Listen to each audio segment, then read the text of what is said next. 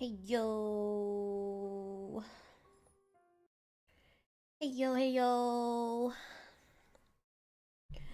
Oh my god. Oh my god. Actually, Let me check something. Yes, that's correct. Hello, welcome everybody. Happy Friday the 13th. I've had a doozy of a day. Oh, I promise it's entertaining and we'll get right to the game. But my goodness. Oh. Hello, welcome to the Friday of the 13th. This crazy ass day. My god. It started out good, and then it just like got bad. Isn't the Pokemon finale out? Is it? I don't know why I thought it would be later. Hi, Butters. What do you want from me? I fed you already. Oh, I did the thing that I said I was gonna do before anything. So, let me see if it works. Oh, is it not working? There it is. Haha. For when fucking Luke eventually pisses me off. It's there. Alright, what's the standard position? KL. Alright. There we go. I don't know why it shifts me though. Oh. Standing applause. Alright. But yeah, today has been a day. I got me my mug of booze. I was gonna do shots, but nah, I just stuck it all in a mug. I always thought it would end before the Pokemon anime. Oh, that you would end? I mean, yeah. Like, I always thought. Isn't Simpsons ending or ended too? I don't know. Like, those long shows that you think are gonna last forever. Oof. Oof, oof, oof. Oh. We drinking? Yes, we drinking today. We drinking. It's been a day. Oh, my knees. So, I'm gonna just go through my day real quick, just so I can let it out and not be upset about it, and then we can get to the game. Since it's this I hope we can finish it. But we'll try. But so it started off pretty decent. Like I said, it started off good. Whenever something good happens to me, something really bad happens to me as equal. So like, you know, we're doing well with the channel. We reached our subscriber goal, and then like, things are going real good. We're really close to our fucking watch time hours too, which is great. I wasn't sure if I would ever or we'd ever get there. And then, today I get approached by a small indie game developer. Like they have like a promotion campaign, and they asked if I would play their game on the channel, the demo, like early, like sometime next month. And I'm like, oh, that's pretty dope. And I look them up and they seem legit. And the game actually looks really cool. I'm not sure if I'm allowed to say what it is. I mean, like I probably can, but like they're not paying me or anything. But like they just asked if I would, and I'm like, cool. I would totally support indie developers, and I will totally play because it even looks like a good game. I'll drop a link at some point when I remember. But it's like, what was it called? Fuck. Hold on, let me look up what it's called, just so you guys can know. I bet it's Dark Souls 4. But like, I looked them up and looked into it, and it seemed legit. Like, it seems legit. And like, I'm not giving them anything, and like the most they're giving me is like, oh, when the game comes out, we'll just give you a copy. And I'm like, that's dope, cool. Like, I'm not gonna ask for much. Like I said, if it's to support small developers, I'm totally down. What the fuck is it called? Blah, blah, blah, blah, blah. I'm looking at the email. I'm looking at it, and I am blind. Affogato is what it's called. It's a reverse fucking tower defense. So like you're the enemy infiltrating the tower, basically, and you also run a coffee shop. And I'm like, that's dope. And the art's really good. Like it's really pretty. And I'm like, interesting. So I'm like, okay, this is nice. This is a nice thing for me. And then I'm like, cool. And then later in the day, I decided that, you know what? I should promote myself. I did a pretty good commission recently, and I was pretty proud of it. So I posted it. And I'm like, I do commissions, by the way. And so I get, like, my usual, like, 3 likes on Instagram. And then, like, I get an email, like, a direct message from this person. And it's obviously a scam. And, like, like, the stupidity of this person is just like, I'm going to tell you how it went down. So, like, this is why you only work in invoices. If you're going to do art or anything or do any form of online work or whatever service, only work in invoices. Don't worry, I wasn't fooled. I caught on. I was not fooled by this person because she's stupid. Like if I showed you the message, it's ridiculous. So like she's like, oh, I love your work. Could you do a commission? I'm willing to pay like $300. And I'm like, okay, she's exaggerating. I assumed she was just like, oh, I'll pay like, I'll pay you well. I didn't take the 300 as literal, which he shouldn't. Like, and then so, and then like I asked her like, what's your idea? And she's like, oh, can you draw my son's dog? And I'm like, okay. And she's like, with the name. I'm like, okay, what's the name? And then like she ignored my questions about the commission, which was like red flag number 1. And she's like, oh, send me your PayPal and blah blah blah blah. And I'm like, what? Like, I didn't even give you like a price or anything. Like, you're being very pushy. So that's like red flag number 2. So like I send her like my PayPal, and then like I get this weird email, and it goes to my spam, which a PayPal email wouldn't go to my spam because like I have a PayPal account and my Gmail would understand that it's coming from PayPal. So, and she's like, oh, I sent the money. Can you check your email? And like, why would you ask me to check my email? Like, I would get a notification from PayPal. Red flag number 3. And why are you sending me money before I agreed to a price?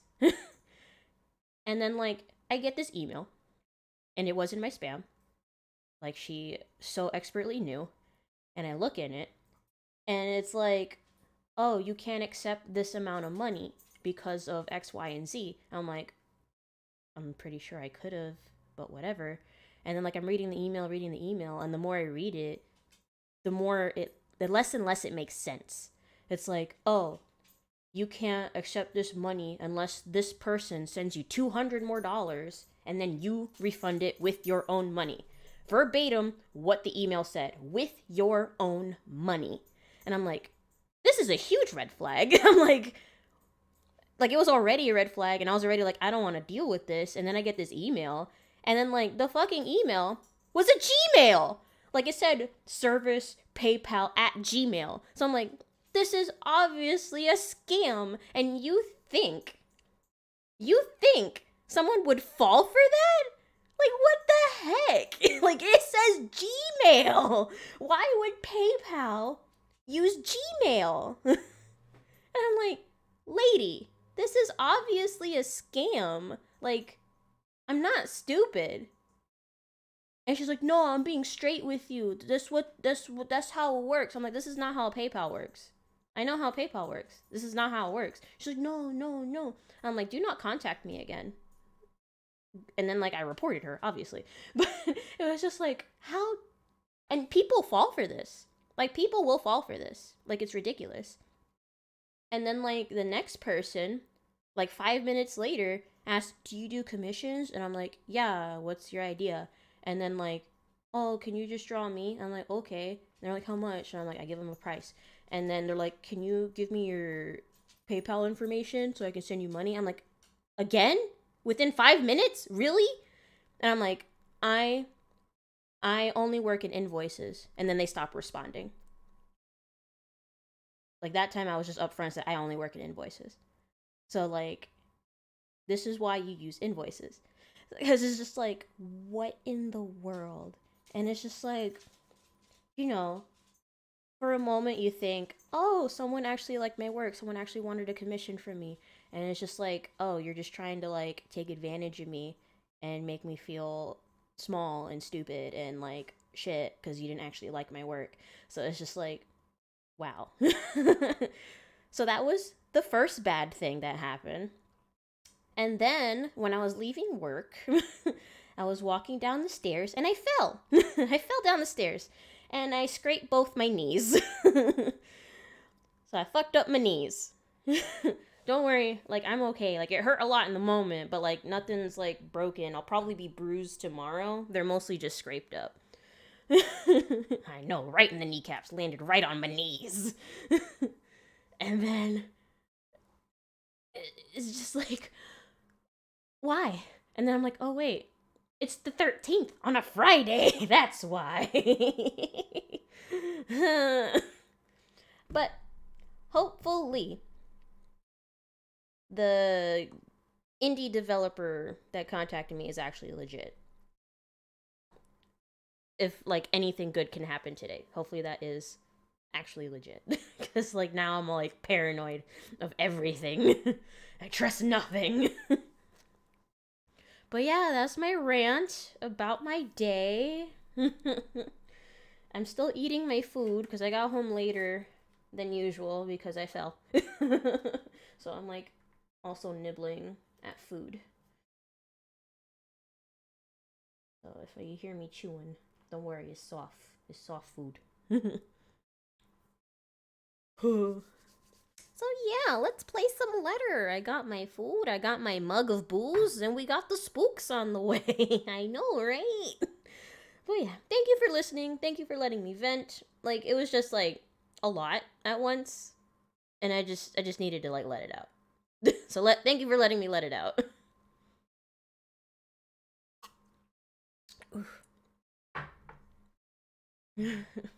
All right, let's get the letter. Let's get this letter going. All right, I gotta shift myself.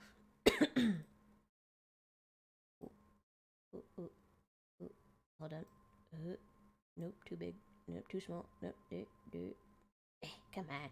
I'm trying to fit me in this corner over here. But, like, guess we do have a ghost to fight. There we go. Maybe? Is that too big? I don't know.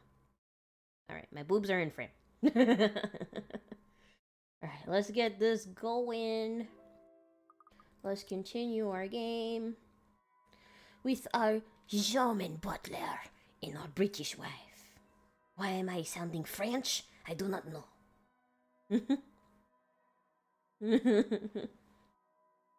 Oh no, I'm sus, I vented.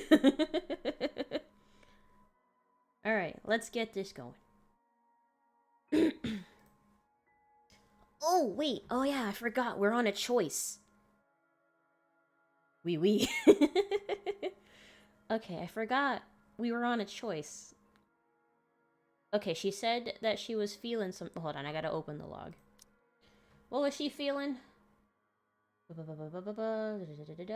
for antenna, right, you know. You see, she looks of pain, passes on her face, and hand goes to her stomach. She keeps quiet, not bringing it up or complaining. Alright, so she's having stomach pains from last time. Probably from the baby. I honestly think she's gonna lose it. That's my prediction. Because, like, all this stuff that's happening right now, like, she's probably gonna lose it. Oh, wait, I need to move the chat into the other screen, because now I can't see it. Hold on, 1 second. Scoot that over real quick. Sorry. I'm so good at streaming and stuff. Do not worry. Duh, baby. Okay, let's get back. I'm gonna be honest, I haven't seen a second of the playthrough, and I thought it was gonna be like a horror game, so this gave me some whiplash. It is a horror game. Like, it's a visual novel horror. Like, I've jumped several times playing this game. Like, you know, like, it does well.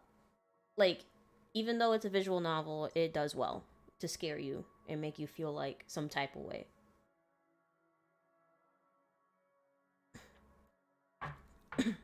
Ghost. Alright. I think calling for the ambulance will be too over the top and she'll take it as like we're being sarcastic. So I think maybe just ask if she's okay. Are you alright? Should we be concerned? Maybe we should bring you to the hospital now. Look at you being concerned, you piece of shit. I just feel a little queasy, that's all. A bit more tea in me, maybe some more sleep, and I'll be right as rain.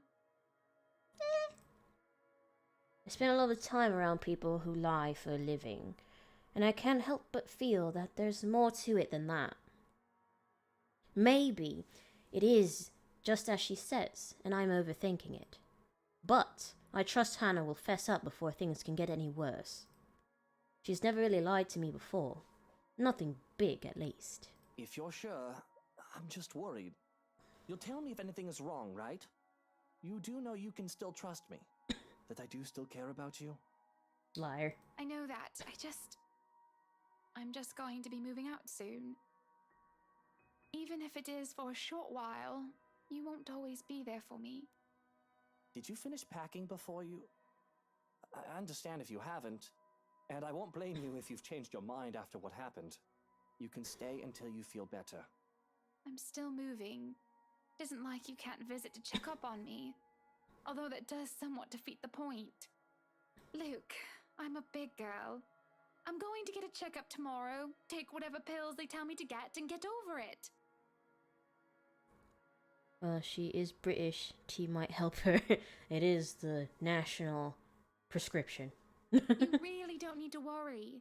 I'm fine. Oh, I do so hate those words. I hide my scowl by taking a sip of the tea, fighting off the urge to hurl the cup at the wall. Is the ginger the father? No? The ginger is the butler.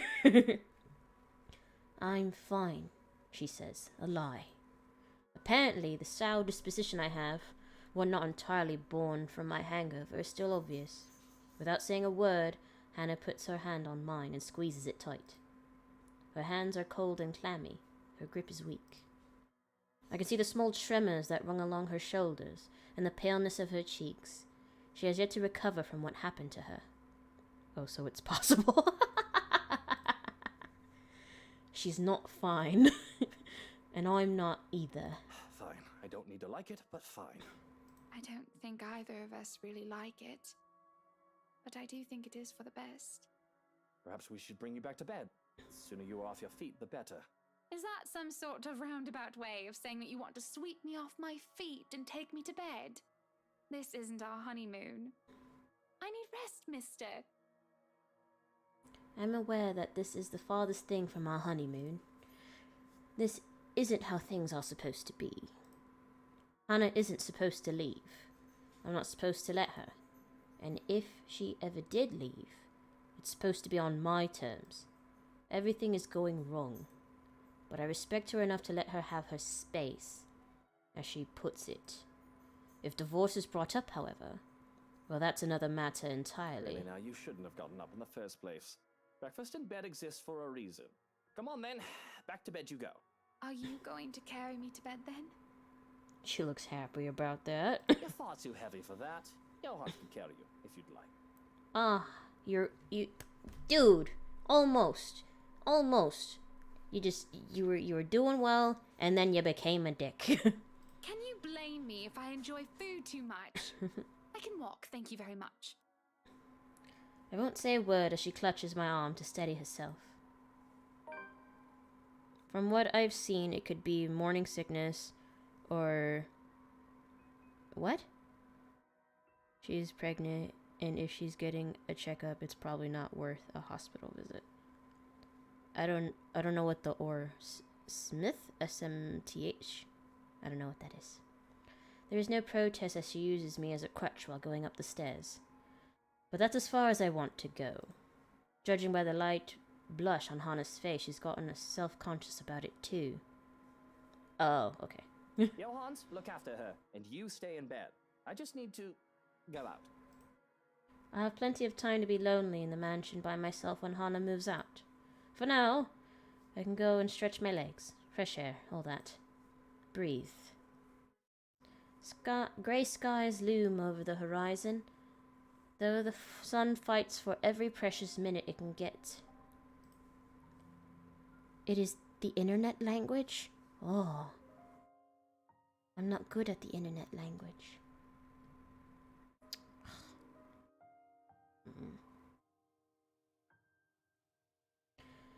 I walk to the gardens, what little of it there is at the moment anyway, and kneel by the daffodils.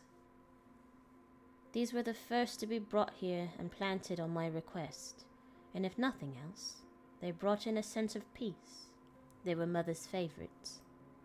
Closing my eyes, I lift my chin up to welcome the light that shines upon me, the language of the future. And for a minute I could imagine myself as one of the flowers, peaceful, blooming and all too happy to stand in its warmth. Life would be much easier if we were all like flowers, wouldn't it? But I didn't step out here to get all philosophical. I have problems much more practical than figuring out the meaning of life, after all.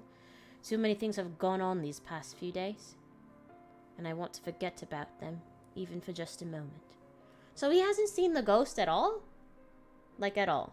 Even though the ghost hangs around him the most? Like, the ghost is seen, like, hanging around him a lot. Like, in everyone's chapter, almost, like, people see him with the ghost. Like, literally hanging on him. And how is he the only one that hasn't seen it? It's almost All Saints, isn't it? To think I've almost forgotten. Oh, hold on, I'm chewing.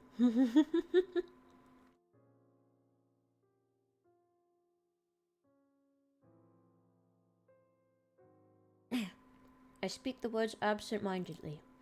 The date means nothing to me, as I neither worship the religion nor have any graves to visit after all. Mother was never given a proper burial.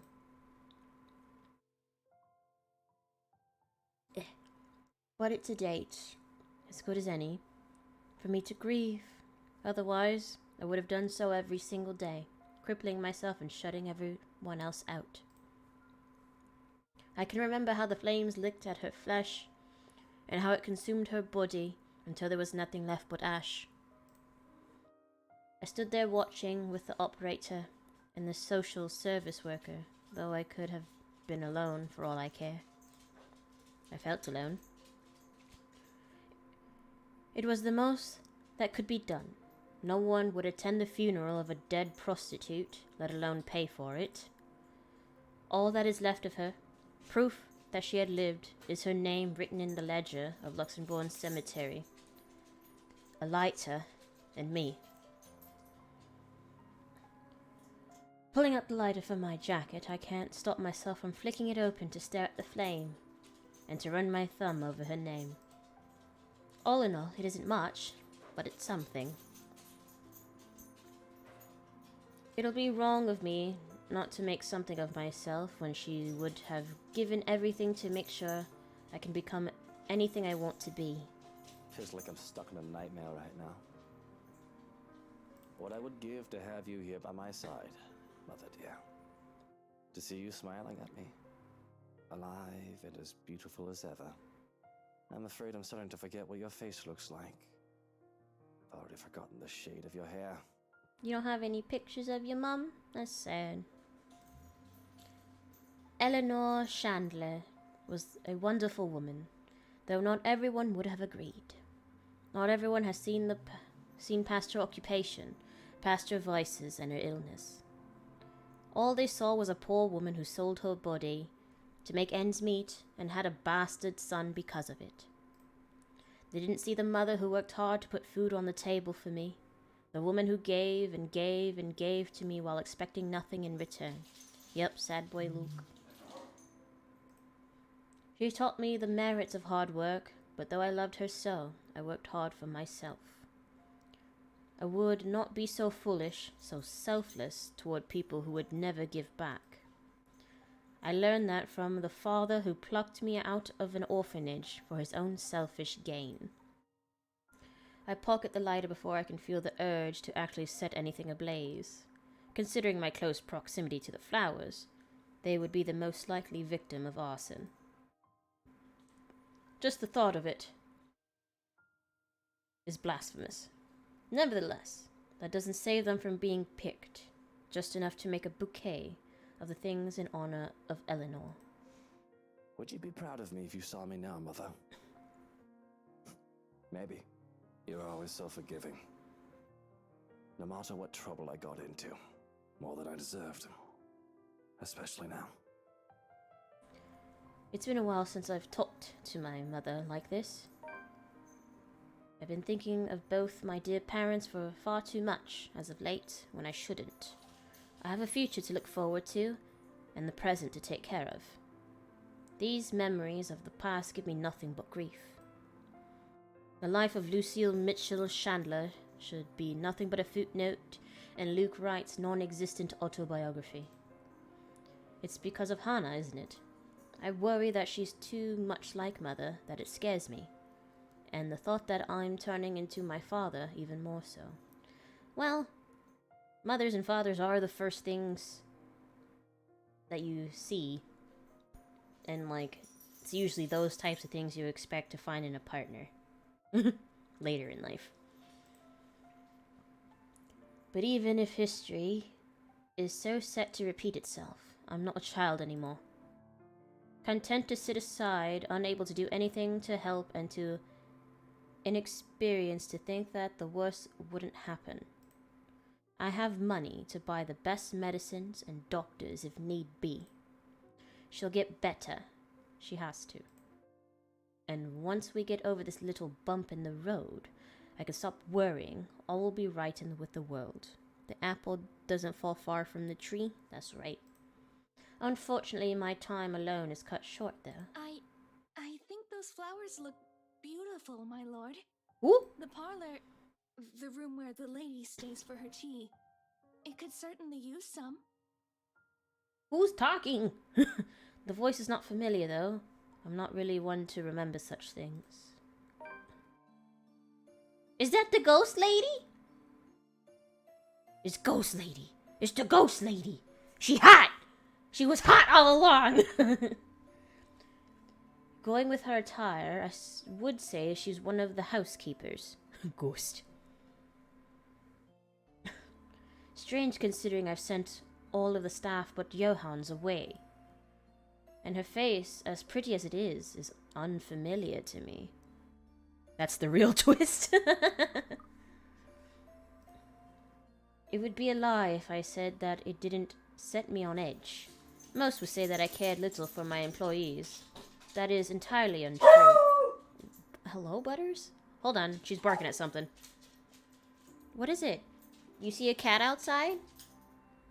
No one should be visiting me today.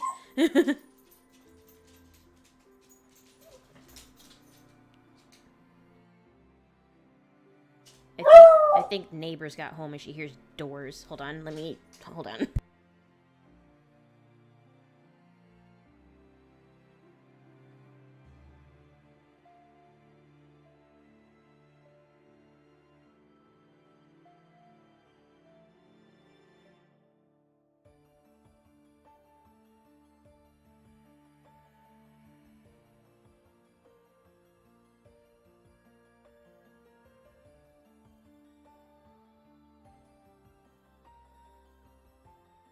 Alright, sorry about that. It was the neighbor. She heard the door of their car closing, so she thought someone was here. She might bark again.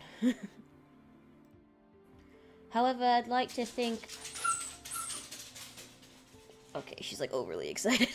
However, I'd like to think I know the people who work for me, especially those who would roam my home, even if it's just a face and a name. Besides, I would remember a beauty such as her. So who is this? If she is someone impersonating a household staff to get in, she's doing a bad job at it. Didn't you get the memo? Are you new? Today is a day off. You aren't supposed to be here. I expect poor excuses and apologies the likes of her often give, but she merely smiles. Oh, no. I've been a servant here since you first came. And I see no signs of lying, nor hear it in her words, yet they can't be true. But I find that I feel like I can relax. She has that sort of smile that makes one's kindness shine through without words or action. It reaches her eyes, filling them with a strange sort of mirth, as if she's just thought of something very funny. Perhaps, had it been any other person, I would have interrupted it as a deceitful grin. But the curls of her lips and the shines of her eyes are far too soft to hide any malice. Oh, if you knew! If you knew!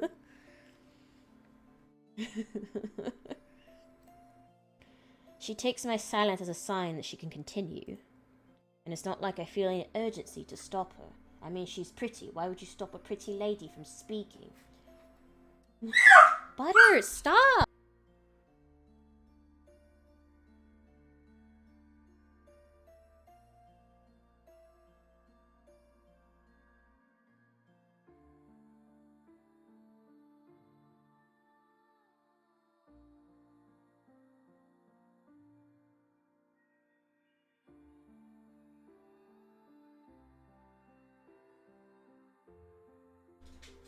I had to put something in front of the window so she'd stop looking out of it. I'm not really in the mood for company, but I'm not adverse to it at the moment either. Entertaining a beauty like her for a while wouldn't hurt. It helps that she proves easy to listen to despite how oddly she speaks. I'm sorry. I apologize. I shouldn't have bothered you. Look at me, talking to the master of the house without even asking for permission. What will the others think? If you'll excuse me, I'll just... I haven't driven you away yet, have I? And it's your day off. I don't see why we can't chat a bit. Of course. If that is what you wish. As long as it does not get you into trouble with the lady. To even take time for someone as lowly as me. No wonder that everyone under the mansion's employ is so fond of you. Though it should have no longer been a surprise to me. You have always been such a kind and loving lord. Are we talking about the same person? This man right here? American? I have to stop myself from calling her out on her shite. It's almost as if she's talking about an entirely different man. That's what I just said! No matter how big my ego gets, I know for a fact that I'm hardly in the running for Best Boss of the Year award. The only reason that most of my staff stay is because of the decent compensation. I'm not cheap. But if she wants to lay it on thick, I'll allow it. Who wouldn't want a beautiful woman complimenting them? I'm sure she'll be fine with this. We are just talking after all. Unless you had other things on your mind when you approached me. The words leave my mouth before I even realize what I've said. I panic a bit, though I can get away with picking up women out in the city, sometimes even out of the county. I've always taken care not to do so in my home or in my business.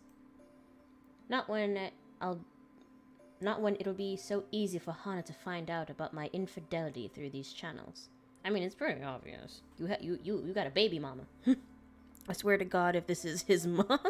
It's not. It's the ghost lady that's been, like, following every character around. Though, seriously, I still don't see what the big deal about it is. I just have an itch I need to scratch. if this is your mindset, you shouldn't be married. Because marriage, like, you go in with expectations. Hana expects you to be faithful. When you married her, you agreed to that. Unless you had that discussion before you two got married, it is not okay. I know it must be amusing to see a girl flustered for a man of your stature. But please don't say such things, my lord. I saw you alone and simply thought you could use some company. Marriage. Thankfully, I do count my lucky stars. It seems the woman takes it as a joke rather than the casual pass it was intended to be. So how are you liking your work around the mansion? The place is wonderful, but I imagine the upkeep is ungodly with all the rooms and whatnot. I don't even want to think about how many people are on the staff roster. Work is work, my lord. It is a way of living. A purpose from day to day. It is certainly far better than doing nothing or having no food to eat. The house itself is also beautiful. There's no lack of things to look at. I'm sure you've seen those books in the study. I can't read any of them yet, but if given the chance, I'm sorry. I shouldn't be thinking of those things. Especially when the rains, they might bring more work to us soon. It will definitely be much more difficult when it returns. You can't read. The poor girl can't read. Idling about is the least I should be doing. I guess you can put it that way if you want to be brutally honest about the whole thing. And the rain shouldn't be a problem. Hopefully. Maybe. If a little dreary, at least she doesn't beat around the bush. I like the honesty. Many would bemoan their status as a household staff, as a janitor, or other menial role and believe themselves to be for greater things. I would not begrudge the idea that one can always get better, but no one should be so discontent with what they have either. The rain is something I simply must get accustomed to if I am to live here. I've not spent long in this place after all, but I have been told that it has rained in this nation since a mother's time and their mother's time. There is little we can do about it. I am just glad to have time in the sun, even for a short while. Isn't that the truth? Really, these sunny days have been welcome, though I can't imagine they'll last for long. I'm waiting for her to just turn into the demon ghost lady. Sometimes I just want to pack my things and leave for somewhere like, say, the Bahamas or whatnot. Get some sun and surf. But certainly, you will return for us, won't you? This is your home, after all. Your people, they won't be pleased if the master of the house leaves. Of course, I can't very well leave my businesses hanging here, can I? I just wish I could actually trust people enough to go on vacation without taking work with me. I've also got to get back here if I ever want proper meals. A proper pudding is something you'll never find out there. The woman nods in understanding, and I must say that she makes for a fine listening ear. Though what she says next gives me pause, whether she meant it for me to hear it or not. And good tea. From what the cook has been telling me, I've yet learned how to prepare one. Perhaps once I do, it would endear the lady of the house to me. I never expected her to be so unkind after what she did for me. Though it's only if one catches her in a foul mood. I wish I knew how to avoid her anger. I highly doubt she means Hana. So how'd this guy get rich? So Hana is the daughter of like a really rich dude, but Hana is actually really good with numbers. Like, they portray her as like not a whole lot behind the eyes, but she's actually like really smart. And then Luke just married into the money, so it's Hana's money. This guy kind of looks and acts like Draco Malfoy from Harry Potter. I can see that. I can see that. That woman rarely has a mean bone in her body. And when she actually is nasty towards someone else, it's usually deserving enough. Much like with that Rochelle woman. Hell, she even tolerates Harvey for me. Even if she did admit that she doesn't quite like the man. Well, he keeps making passes at her. She must mean the head housemaid, right? I have to laugh at that. Not that I have room to speak. I don't deal with her myself anymore, though. Even Johans has a few choice words about the head hag. She's been under the right employ when she was... She's just been under the right employ when she was also head housemaid for my father. And if anyone's not going to get along with someone, it'd be that crotchety old woman. I don't even remember her name, but the woman had been this strict. I can't read. But the woman had been this strict. Upstart bitch who took one look at me, her master's bastard son, and turned her nose up as if she were better by mere consequence of birth. That, and she absolutely loathed my very existence. Perhaps the rumors had been true. She had a miscarriage while bearing another one of my dearest father's children, and she saw me as an obstacle to her being granted better standing in life. I remember that much, at least. The only reason I haven't sacked her yet is because of her competence? The booze. Yeah. Also because working under my household makes her absolutely miserable. Her resignation made impossible by her pride. Nobody really gets along with that woman. I think everyone just tolerates her because of how old she is. I mean, not to be rude or awful or anything, but she's at the age where she'll be pushing daisies soon enough. Is she? Really, my lord? I'm sure the lady is much younger than that. I think the thought of tormenting the young and beautiful gives her reason to live. It does seem that way. Though I feel sorry for her. One's life should not be wasted away on hatred and anger. It is never good for the heart or the head to always carry ill thoughts. Isn't your very existence hatred and anger? Ghost lady? Phantasma? Damn, bro. But at the least, you are here for us. We are certainly so lucky to have a lord like you. The lady even more so. Ghost full of malice, exactly. The gods smile down on her. Though, if I may be honest, she is to be envied. Even when I have my suspicions about her, she's just so easy to talk with that I've forgotten. I don't know who she is, and if she's actually one of the household staff. That would explain why she would so easily give obviously wrong statements about my character. Though, if she is here for malicious reasons, she would have done more than do small talk with me by now, wouldn't she? I have so many questions. Perhaps curiosity will kill this cat. It's strange that I've never seen you before. What's your name? You do not remember? I don't believe you've mentioned it, or am I missing something? You still cannot comprehend it. Can you, my lord? She's gonna turn into the ghost. Her answer chips away the good mood I'm starting to get into. I have every right to be angry at the cryptic response. She threatens insubordination with her very presence alone. Hello, welcome. But instead of hurling vitriol at the woman, I take a deep breath. I do not want my mood ruined further than it already is.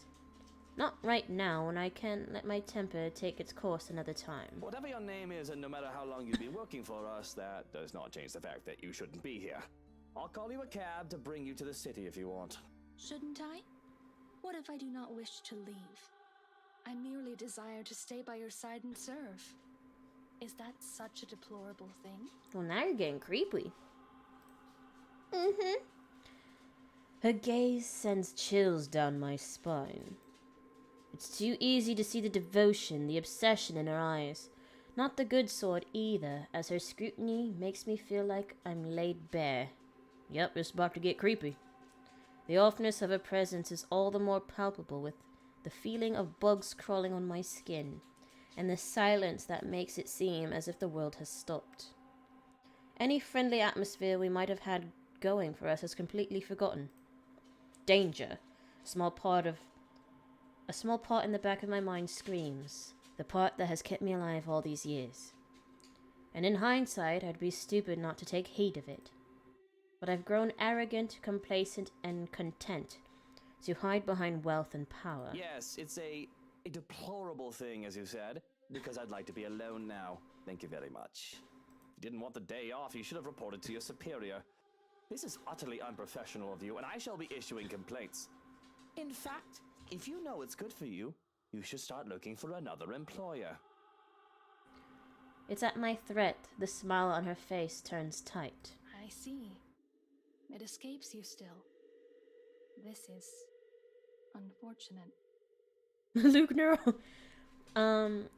Just in case, for context, because I know we haven't watched every single episode, Luke, basically is like the physical reincarnation of her old lord, I assume.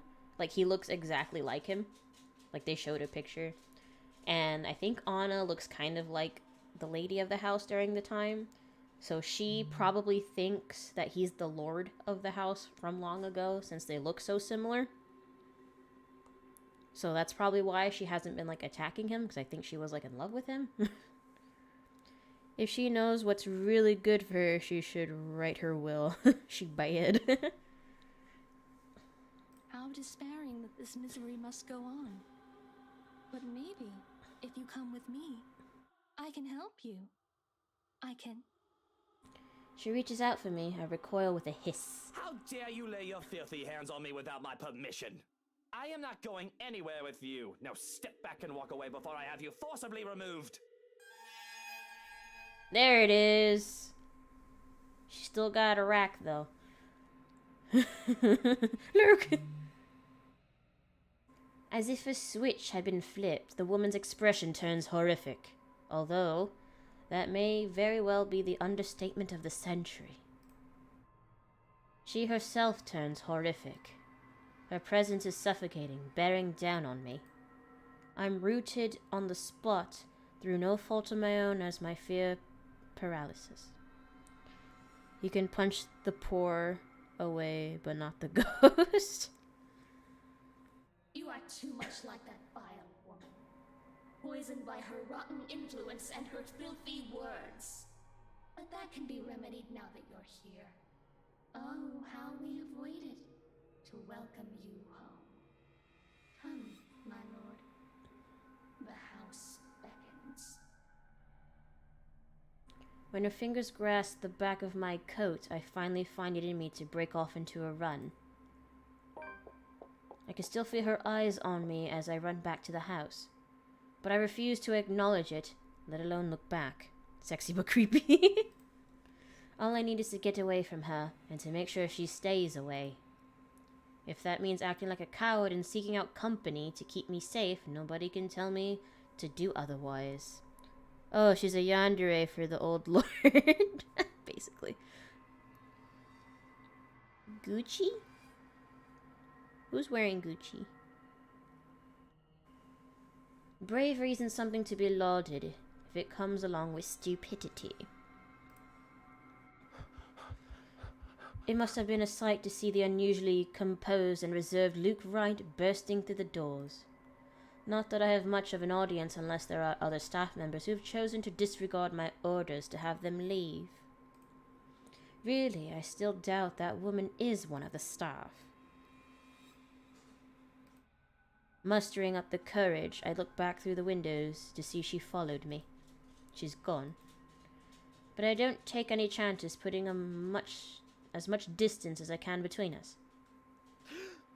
Stopping to catch my breath, Johan's sudden appearance nearly makes me jump out of my skin. Don't fucking do that! You son of a bitch! If I had a gun, I would have shot you! If there is a hole, there is a goal. Oh boy. Oh, is this Phoenix Wright and Franziska's kid?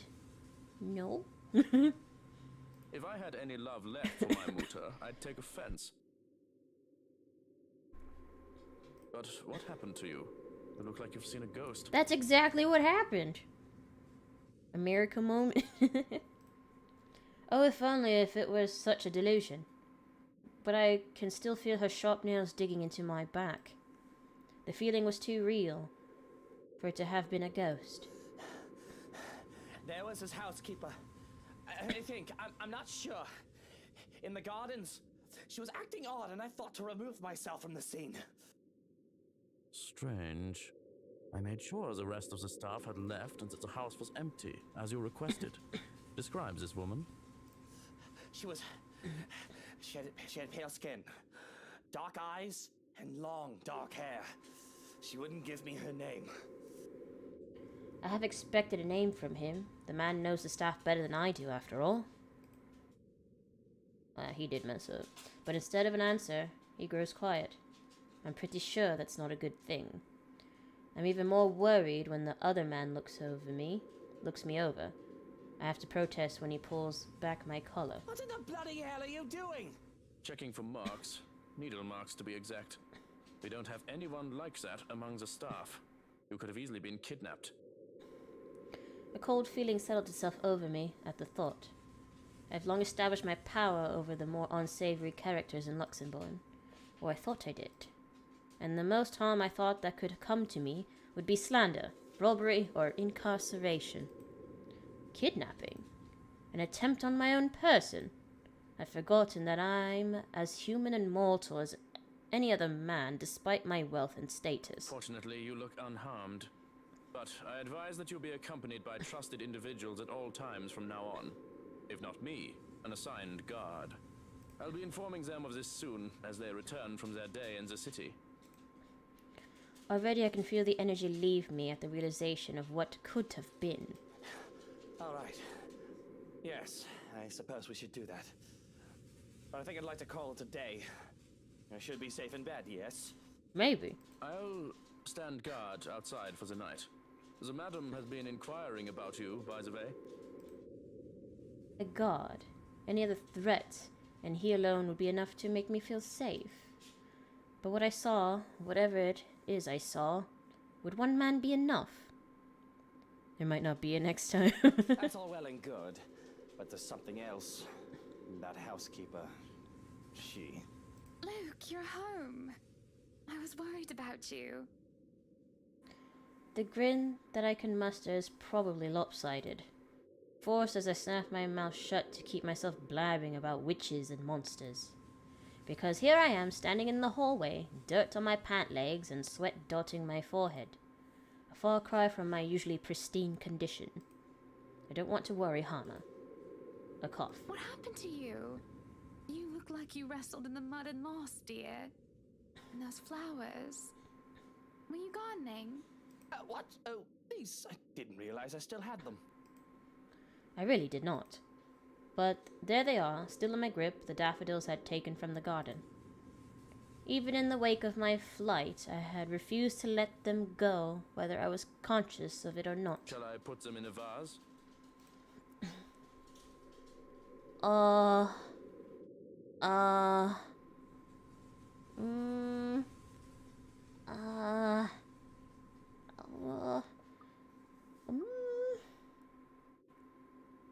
I don't want them to get back together.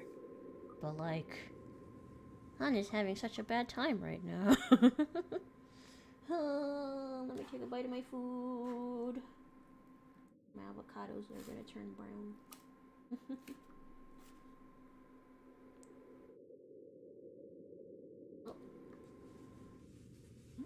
Oh.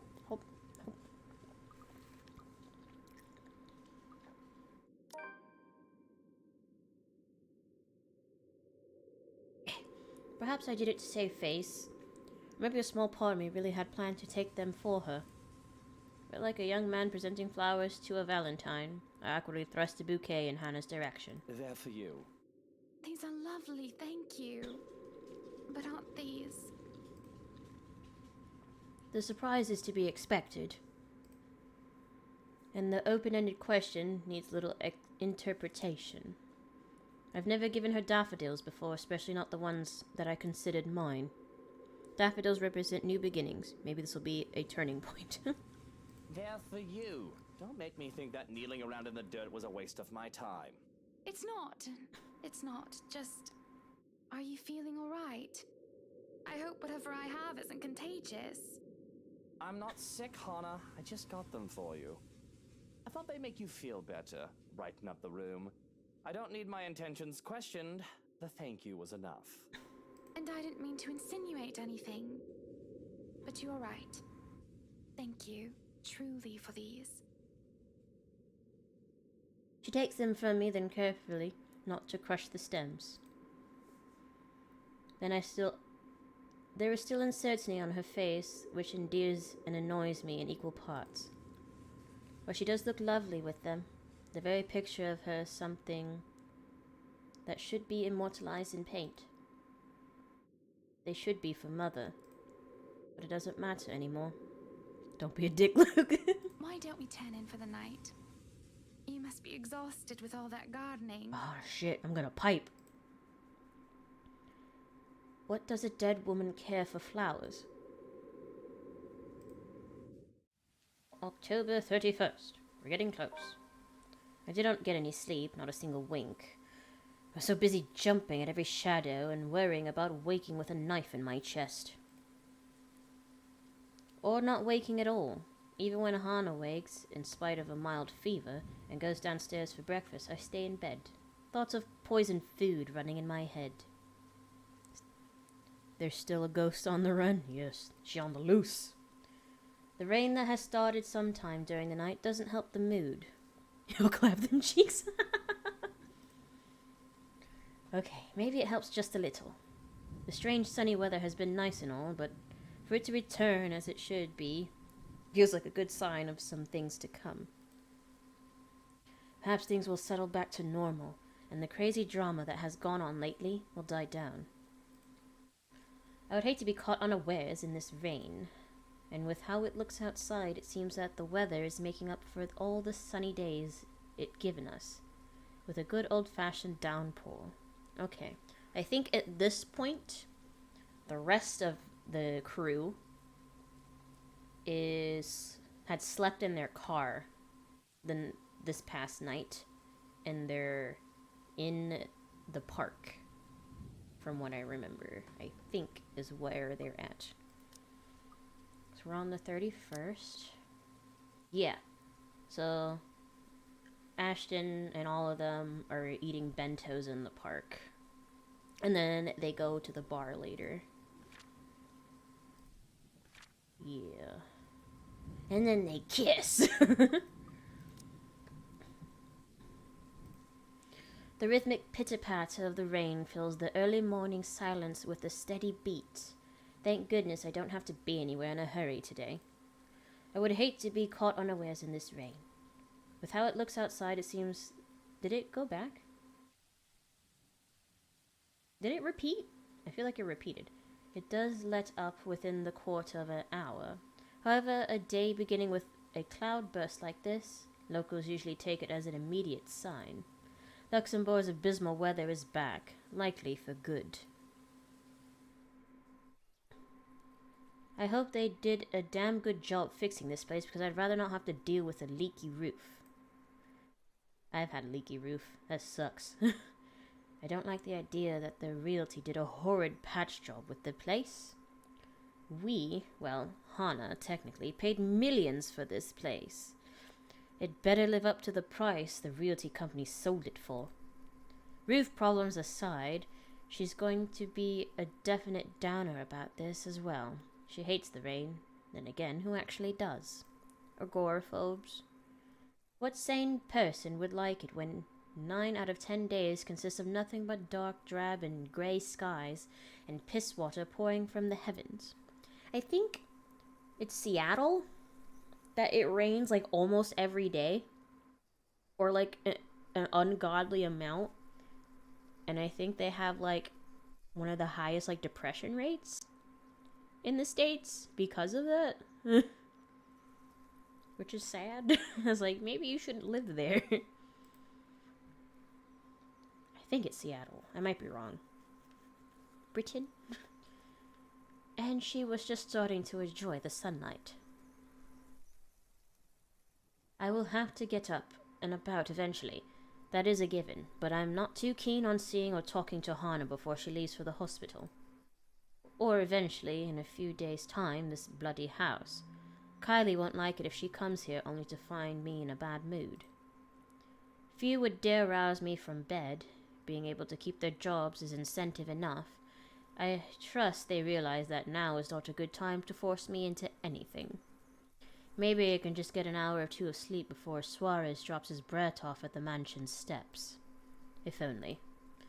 But as always, somebody has to be a buzzkill. Are you really going to stay in bed all day? Yes, Johan, I was planning on it.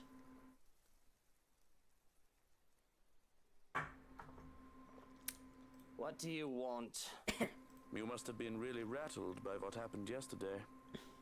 If you need to talk about it, I am quite qualified in that regard. So is he like a brain doctor? Because he's a doctor, but I guess he's not a physician. And you aren't even the slightest bit bothered. Truly, not even the slightest bit worried? I mean, I don't think he particularly likes you. He's here because you pay him. Soup weather, bro. I was worried. But I realized that it's not my life in danger, is it? My worrying will not help matters. Neither will yours. Loath as I am to admit it, he is right. Still, it's no more frustrating when he doesn't give me time to concede his point. I know you two aren't getting along. Nosy bugger. But you should at least see the madam off before we leave. Think of her as a business associate if you must. It would not do to part on bad terms. It's far too early to deal with your nosiness. Well, he could spend the time with his wife or something. I'm learning. That's none of his business. None of it. If he remembers his place, he'll drop it. I don't want to talk to Hana. Not now, when I'm so high-strung and paranoid. This whole thing is a bloody mess with everything going off at once. This left hand doesn't count? What? I'm afraid that with our troubles, I will misinterpret anything she might say or do. That'd just make the whole thing worse. Are there any updates about the woman? Don't call her the woman. If he dies, his paycheck dies too. And that is unacceptable. Well, I mean, like, the money isn't his anyway. Being in the dark has me on edge. Information, any at all, may very well help me in calming down. I've already briefed security about her, and more from the agency will be arriving tonight. But they haven't seen anyone fitting the description. Oh, so this is why there was extra security when Ashton broke in. I see. So you have nothing then? Fat lot of use you guys are. What do I even pay you for? Do me a favor. There's the door. Don't let it hit you on your way out. Well, there is something. It's about McCulloch. McCulloch? Can anyone blame me if I show the tiniest bit of interest? She's still not done with the house, and she's a nice enough woman. Plans to go back to sleep are gone. I called her secretary about taking the day off. He hasn't heard from her over the weekend. She's probably passed out after enjoying a pint or two or 10 in a bar somewhere. She's an adult. It was the weekend. She's allowed to disappear and not think about work. Fuck. I wish I was passed out after a night of drinking. He does know that mobiles are a thing. That's all well and good, but she's not answering her mobile either. Mr. Parker will be filling a missing persons case with the police if she doesn't turn up today. Certainly someone must know where she is. Tabs are kept, without fail, on people who come to work with me. Background checks are a constant surveillance until they finish their contracts with the Ryans. Some would say that it's all a bit over the top. It's coming together. But I can't be too safe. Too many want me dead. What about one of ours? Has anyone seen her? She's pretty hard to miss with how tall the woman is. The last anyone has seen of her was here, the morning of the party. Your housewarming party. That isn't good news. It wouldn't do for the police to hear of this, and to suspect. It is of little importance what I can easily prove my innocence. It's a matter of principle. Because even the accusation of misdemeanor should not stain my reputation. Although maybe it is a bit too late to hope for a squeaky clean one. Besides, it'll be such a hassle to have the police poking about the house looking for a body that doesn't exist. Now, if we're done here, I'd like to go back to sleep and...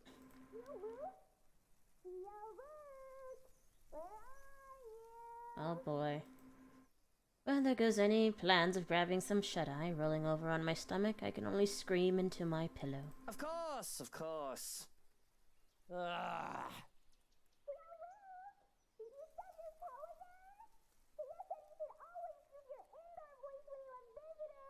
I mean, you're not using your inside voice. This is his godchild. Johans, distract her. Oh, look, it's time for me to go. Have fun with your little play date. So long, farewell, and auf Wiedersehen. Goodbye. Bye. Johans, don't you turn away from me. Keep her busy for an hour. Come on. I have to press my face against the pillow once more to suppress a groan. You just can't get loyal help anymore. Hello there, little Fraulein. What was that? Your uncle is just upstairs and will be down in a moment. Oh, thanks GameStop 15 for subscribing. Oh, hold on. I'm like, why didn't the thingy come up? Hold on. Oop. Now it's there. I forgot. I don't know why it didn't show up. No, it is there. Why isn't it working? Why does this stuff never work? Oh well. Stuff never wants to work.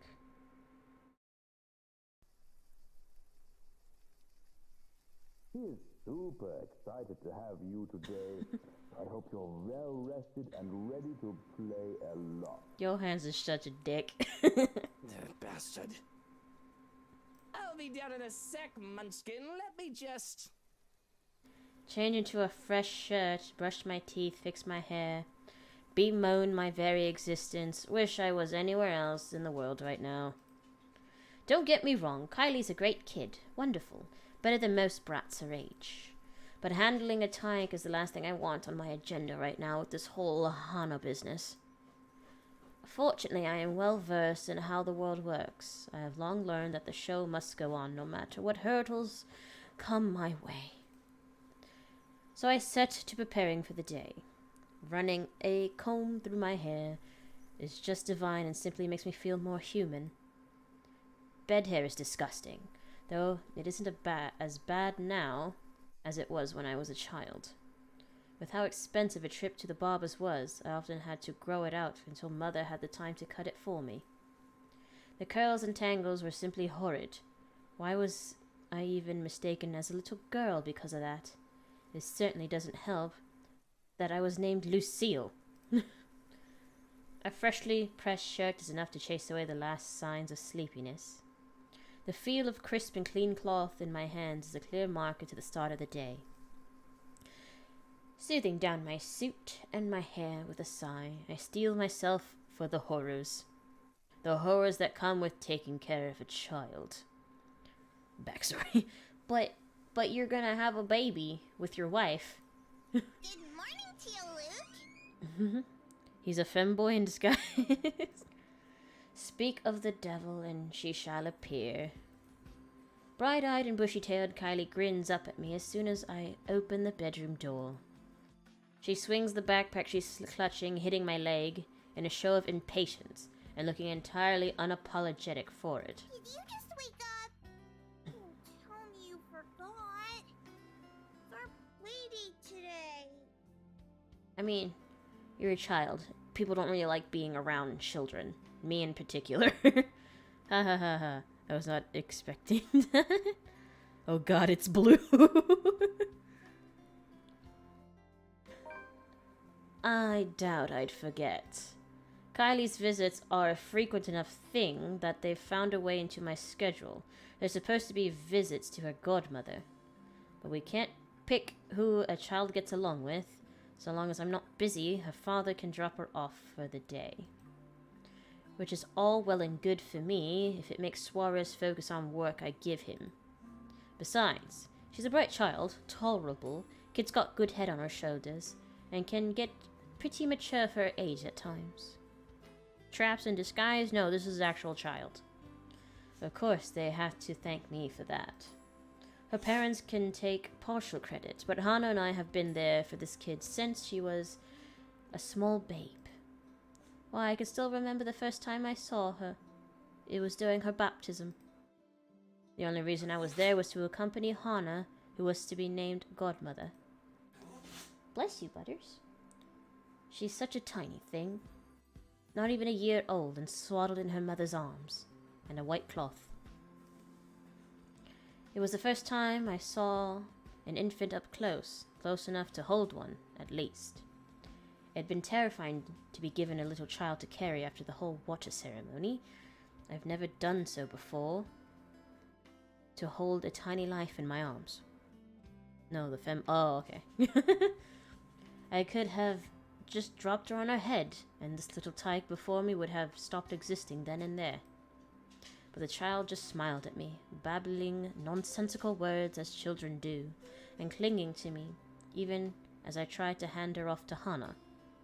Soon, Luke, no! She had thought it was hilarious and adorable. My suit had been a mess, and I was nearly an anxious wreck by the time I handed her back to her mother. Yet, it was pleasant, too. Of course I didn't, you little rugrat. I just had to take care of something before you arrived. Really? Well, I guess that's fine. As long as he told me for work like last time. Really? Now why don't we go back down and have breakfast in the parlor? I already ate at home. Papa made one of his tortillas de patatas. He wouldn't let me leave until I finished every bite. You didn't pronounce that right. The Suarez infamous tortilla de patatas. Those things are a hazard. You can probably use one to bludgeon someone into submission with how huge they are. It's a miracle Kylie can still be so energetic. I had trouble staying awake the first time I had one. Speaking of staying awake. Well, I need some coffee in me at the very least. But if you'd like, you can jump straight to dessert. Yes! Dessert, please! Don't give a child sugar so early in the day. It's easy enough to manage Kylie with the promise of sweets, thankfully. Holding babies is both insanely difficult and easy. Babies make me uncomfortable. Just looking at them, it's like, ugh, you're gross, you're fragile, I don't want to touch it. And they're always dirty. They're dirty. Babies are dirty. What is she eating? I don't know. The hard part is managing her before she gets the sweets, because I nearly have a heart attack when the kid races down the stairs. Just the thought of her slipping and breaking her nut is enough to make me rush down after her. Slow down, the food isn't going anywhere. The food is going somewhere. In my tummy. Look at him being a worrying father. I can't hold kids. I feel like it might break. Jesus fucking Christ. Children. Hey, language! Yeah, they are like glass. And most of their bones haven't even fused yet when they're babies. They get extra bones, so they're like squishy and bendy and flexible. With a shake of my head, I usher Kylie toward the parlor and order a maid to bring food for us. Whatever breakfast there is, along with a cup of coffee for me and an ice cream for Kylie. But I can't leave the kid alone for too long, unless I want to let her turn the other room into a slaughter ground. What?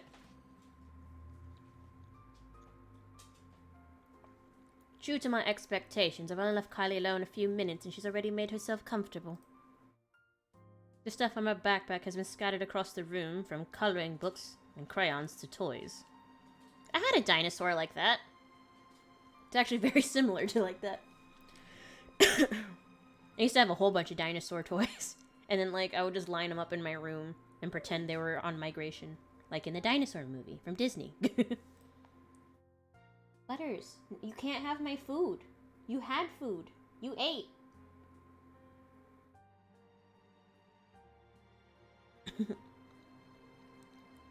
Slip and fall, you little shit, no! She's well equipped to amuse herself with no trouble, though I can't certainly breathe a little easier if she won't bring her doll along every time she visits. Narcissa? Or Sissa? It's a creepy little bugger. Not the kid. Oh, Luke, okay. Yeah, Luke can fall. It doesn't help when Kylie left her during one. Finding the thing at the bottom of the stairs staring up at me at 3 o'clock in the fucking morning is a memory I won't be leaving me anytime soon. Even now, it stares at me from where it's seated. It wholly tempted to just throw the thing into the fireplace and banish it from whence it came. I can buy her a prettier doll, a better toy. I will break it. Find a way to get rid of it. If it wasn't from Hana, and if only Kylie wasn't so attached to it. The thing is some antique doll she found at the brat's 6th birthday. One of a kind. My darling Hana loves her so, and Kylie does try to be a good goddaughter, but she can't keep her interest long with the wife. It's not something that Hana does wrong on her part. She does try so very, very hard. It's just that she doesn't quite know how to really handle children. She'd never been around other children when she was young. Surrounded by protective adults who catered to her every whim and worried for her safety every minute. When she isn't able to keep up with Kylie, her first instinct is to be strict. Impose rules on the child, treat her as if she's made of spun glass, like every movement might break her. I, at least, have some idea of being around street kids. I know the games they've played and how they think. I know that scraps of and skinned knees are all part of childhood. Even with how I grew up, I had time to be a child and not some sheltered heiress. With Kylie, as behaved as she can be, with her toys and her books and arts, she has to use up all her energy somehow. To run around the playground and make a mess in the mud, or even just fake wrestle for a short while. Let her be a child when she wants, I'll say. If it becomes too much, I just bribe her with sweets or ship her back to her papa. Problem solved. That's not gonna work with your own kid. Unfortunately, Hana isn't quite up for those sorts of things most of the time, thinking it'll spoil the child. It'll turn the whole playdate awkward every time. Taking the last seat left, I pluck one of her coloring books from the table to see it filled with dinosaurs. Not exactly what I expect to see for a little girl, but it doesn't hurt anyone. If she wants to play with dolls and cars, or dolls with their cars, what do I care? She once put dolls' tutus on models' cars, even. Oh, this is a new one. The last one you had was filled with horses, wasn't it? Those were ponies, Tio. They're much cuter than horses. Same shit. But we went to a dinosaur zoo, and it was awesome! You went to Jurassic Park and survived? Very, Siri, dinosaurs are my favorite. Bribing with sweets might work and could send her to butlers and maids. You right. I have no idea what that is, but it must be something. I'm only familiar with the T-Rex myself. Yeah, they found, fossils of its claws. They're really long. They think the whole theory might be a bazillion meters tall, even bigger than a T-Rex. Cisa says it'll be big enough to eat all my classmates. What is with that face? She only laughs as I scrunch up my nose and grimace. Takako says you're making a really funny face. Who? Taka who? Taco. Takako, a friend I made. I have to stop and look around, expecting one of the help to be there. The child does have a way of befriending just about anyone as long as she puts her mind to it. Yet the two of us are completely alone. Thankfully, she only finds my disturbed look as another funny grown-up expression. That might be a lot more problematic than whatever she plays with her dolls or cars, though. Both the thoughts of Cisa giving Kylie ideas, and one of said ideas being massacre by dinosaur, something I probably need to bring up with her father aside from work. But beyond murderous dinosaurs, creepy dolls, and imaginary friends, I find no trouble with Kylie. She is as energetic and precocious as any tyke her age can be. Dinosaur. A dinosaur. A rare. They aren't bigger than T-Rexes, but they do have big-ass claws. What is she trying to, say? A T-Rex. 12 feet. That's a long peepee. She's an angel if she can get comfy and settled in after getting her sweets. At least it's after, and like, you know, not only behaving before you get the sweets. 'Cause some kids, you know, once they get what they want, it's like, I ain't gotta listen to you. Ain't no way. We tuck into our waffles as soon as food is brought in. That looks actually really good. I don't even like waffles. Our waffles because she wanted her own plate to go with the ice cream as soon as she saw mine. Fresh plate of berries is brought in as well, which really goes great with the rest of this feast, as Kylie puts it. If I indulge in the sweetness, I have a cup of black coffee to pair off with it. With her bellies full, Kylie grows content with just scribbling on a scrap of paper and calmly chatting about her week. I need. She talks of her older brother Rowan and their parents, how they plan to go to the Bloxland in Berkshire for the winter holidays. She talks of Miss Pink, and I have to shift my eyes to become comfortable once more. The memory of my initial meeting with her is still fresh on my mind. Yes, if you don't know who Miss Pink is, she's referring to Rebecca, and she beat him with a book, if you needed a reminder. It would rip you in half. Oh, Lord. Chadwick's last words will be worth it. I think he meant the ice cream was the I need. She talks of the sad man in the park and of her new friends who like to play hide and seek when she's not sniffling in the loo. When finally she finds nothing new to talk about, she goes back to her drawings. That'll change as soon as her stomach settles, of course. The calm before the storm. No, it be more loo.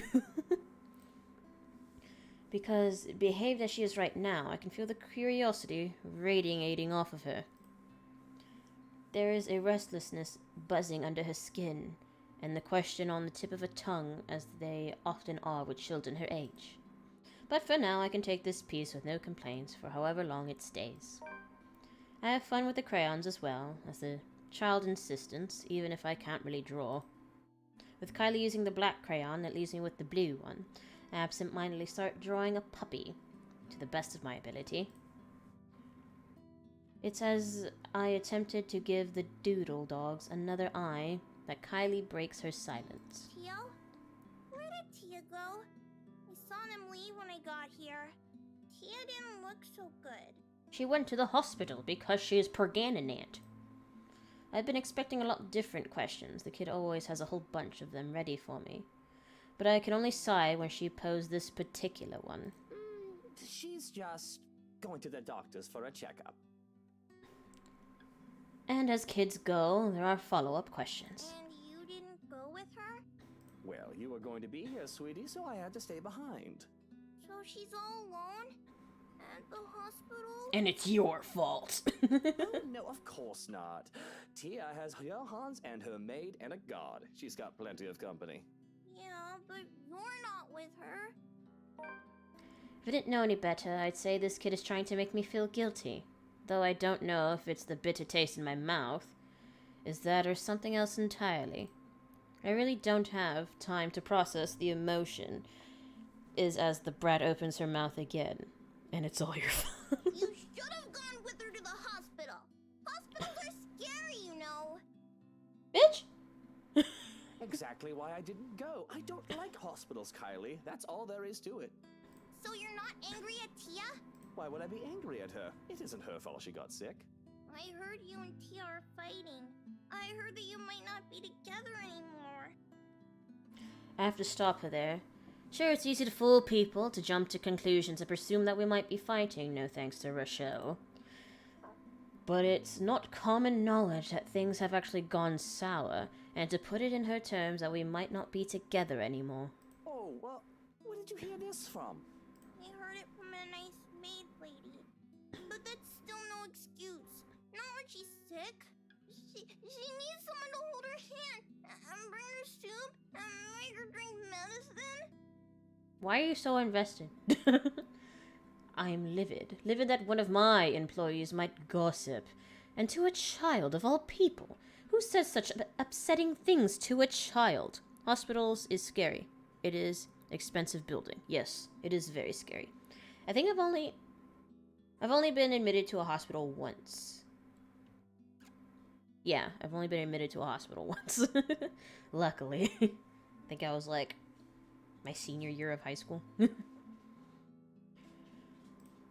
But my anger dies out when Kylie starts to tear up. She holds it back, an effort to not seem so childish, I assume. Be quiet, child. Though I am honestly confused as to why such news would upset her so. Oh, no. Look, Kylie, there's no need to cry. I'm not going to cry. Those tears in your eyes say otherwise. Are you sure? You've got no reason to cry. Even if Hana and I won't be together anymore, you can still visit me and I can still visit you. That's not the problem. Why don't you and Tia love each other anymore? It's not that simple, dearie. I still love her, Munchkin, and I'd like to think your Tia still does too. Isn't that the truth? I love her. I'm just total shite at showing it. Nah, I'm totally pushing her towards Zack. And a small part of me screams that I was not worthy to be her husband in the first place, no matter how hard I try to deny it. Perhaps in another time, another place, another me, I would have confessed that the whole world is nothing compared to her. Well, why are you two fighting? You grown-ups are so stupid sometimes. No, you're just, naive and don't know anything about the world yet, and you see things very simplistically, which is a nice way to see things. Why? Because I'm a prat, probably. I don't know what prat means. Is it like a brat? Motioning for her to come closer, I wrap my arms around her and rub her back in an attempt to comfort the child. Only when I feel her tears soak into my jacket that I realize there might be something else to her worries. I heard Suarez is not getting along too well with his wife, as of late, because of how busy he is with work. Go back to your dinosaurs. Really, I was wholly tempted to just brush her question off and say that it's a grown-up thing. I could content myself in pretending that this isn't happening. But it seems she needs to hear this.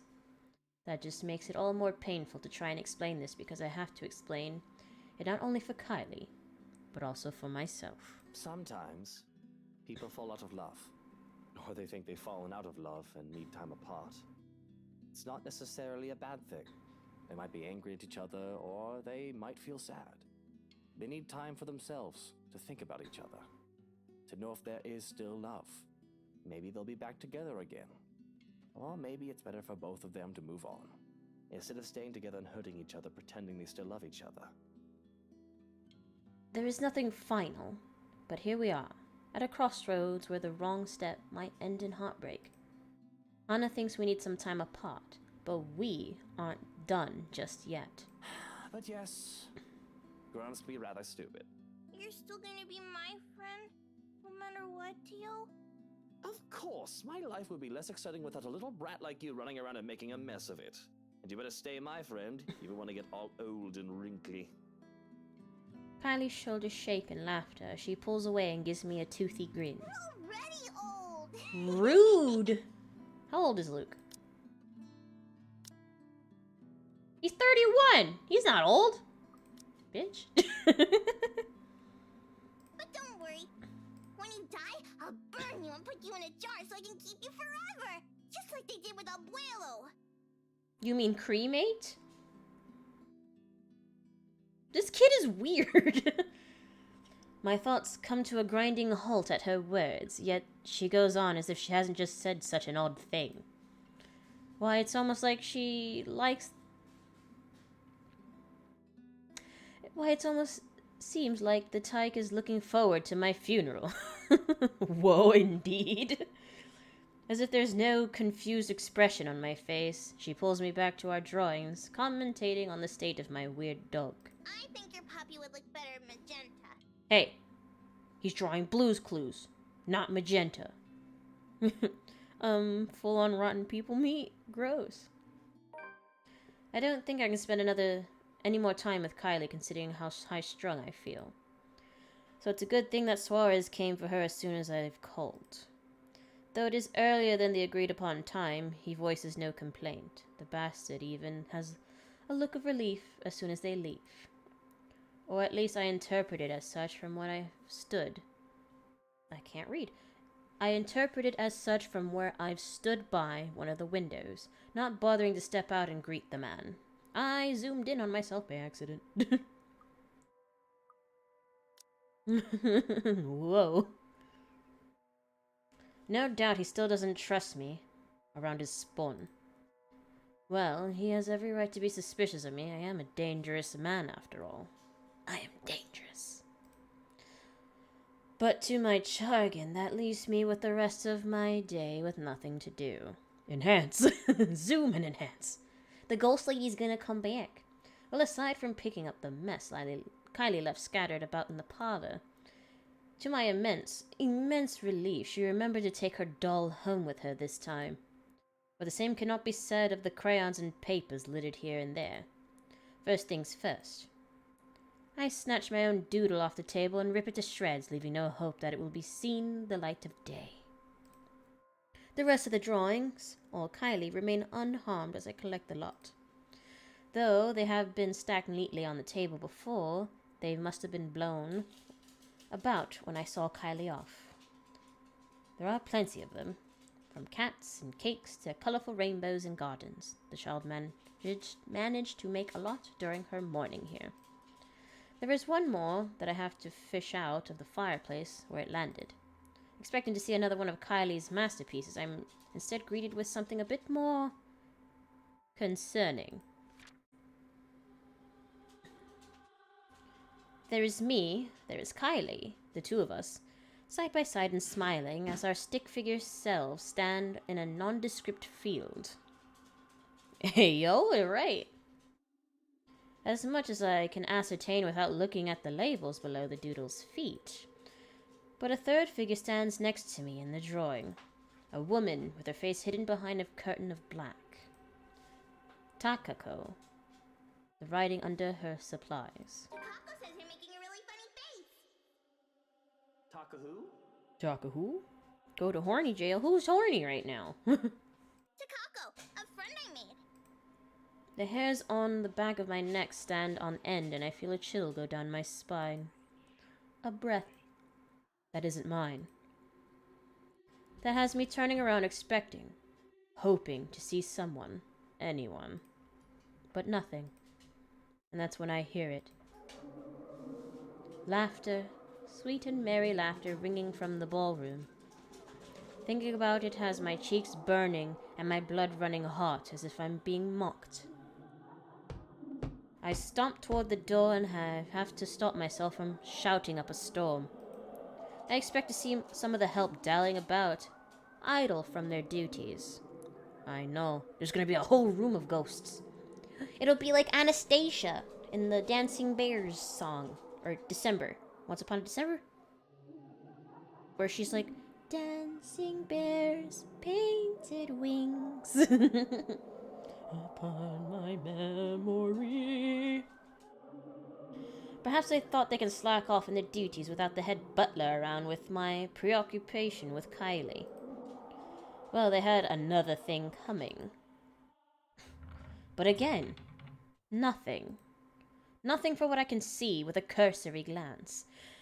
At the very least, I roam around looking for near impossible hiding places, and still I am all alone. Yet I can still hear the laughter, that accursed laughter, echoing about the room, in my head. Who's there? Show yourselves and show some respect to the master of the house. Who's there? Cold uneasiness settles into my stomach when no one answers. Where's your bodyguard that you were supposed to be assigned? I stumble on my own 2 feet, feeling a wave of nausea come from nowhere. I have to put my hand against the wall to stay upright when the world shifts and pain explodes behind my eyes. He got shot? It takes every ounce of my self-control not to heave, then and there. The only thing my pride will allow me to do then is to close my eyes and attempt to alleviate some of the pain. Vague, unfamiliar images, dare I say memories, not mine, flash in my head, unbidden and unwelcome. Like a strong hammer strike to the head, threatening to crack my skull and split it in two. Whether emotions they hold are muted, or whatever, I am nothing but a spectator. Still, its weight feels palpable. Though it does not take long for the sensation to get into my head, through my eyes and my ears, it creeps and buzzes in the spaces between.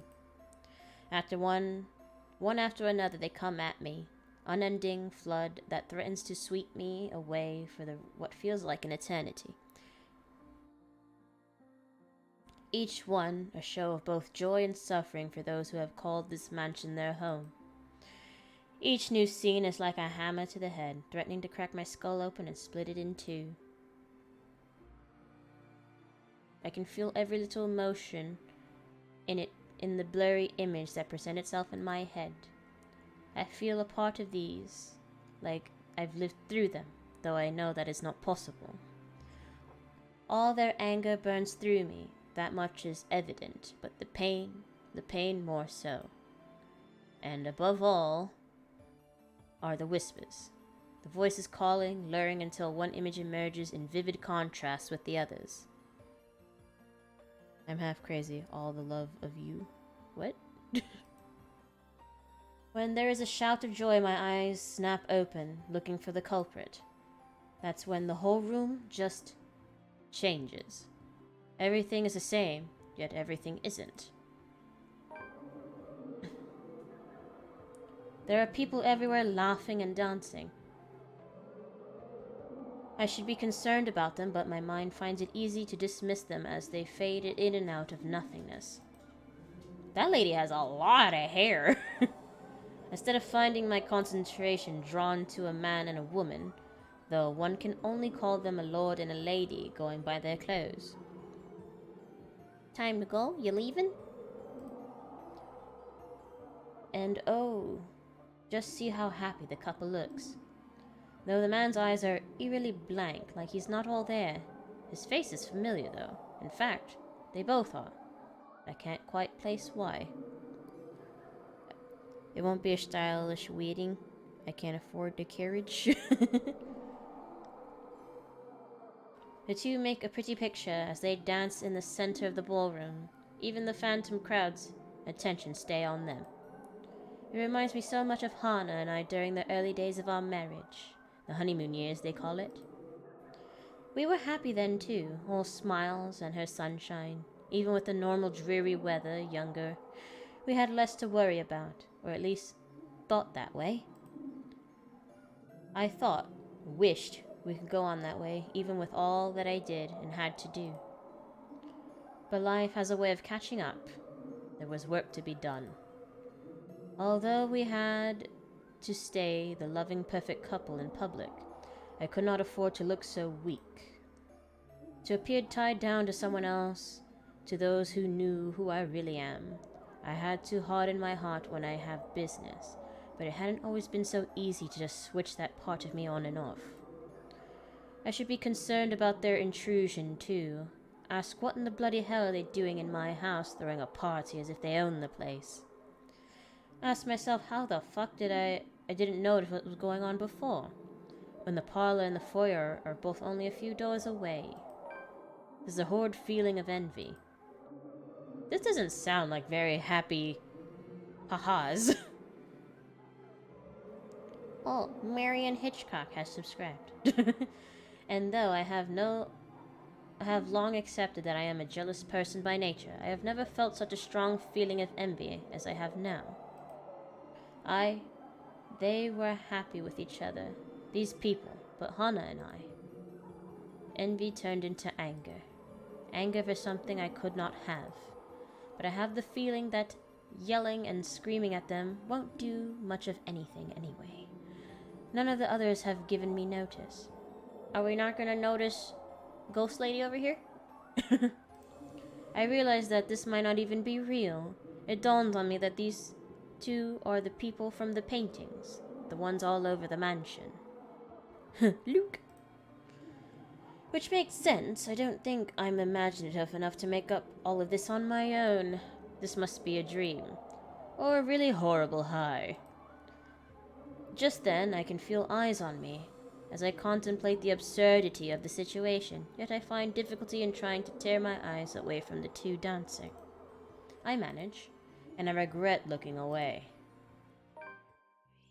You finally see the ghost lady. The woman from the garden stands beside me. Hello, is this a quick time event? We hadn't had a quick time event in a while. I'm not ready. Please don't be the numbers one.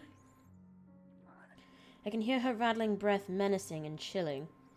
Everything in me screams to run, but something pins me to the spot as she just looks at me, watching and waiting. Does she want to dance with me? Does she want to dance with Luke?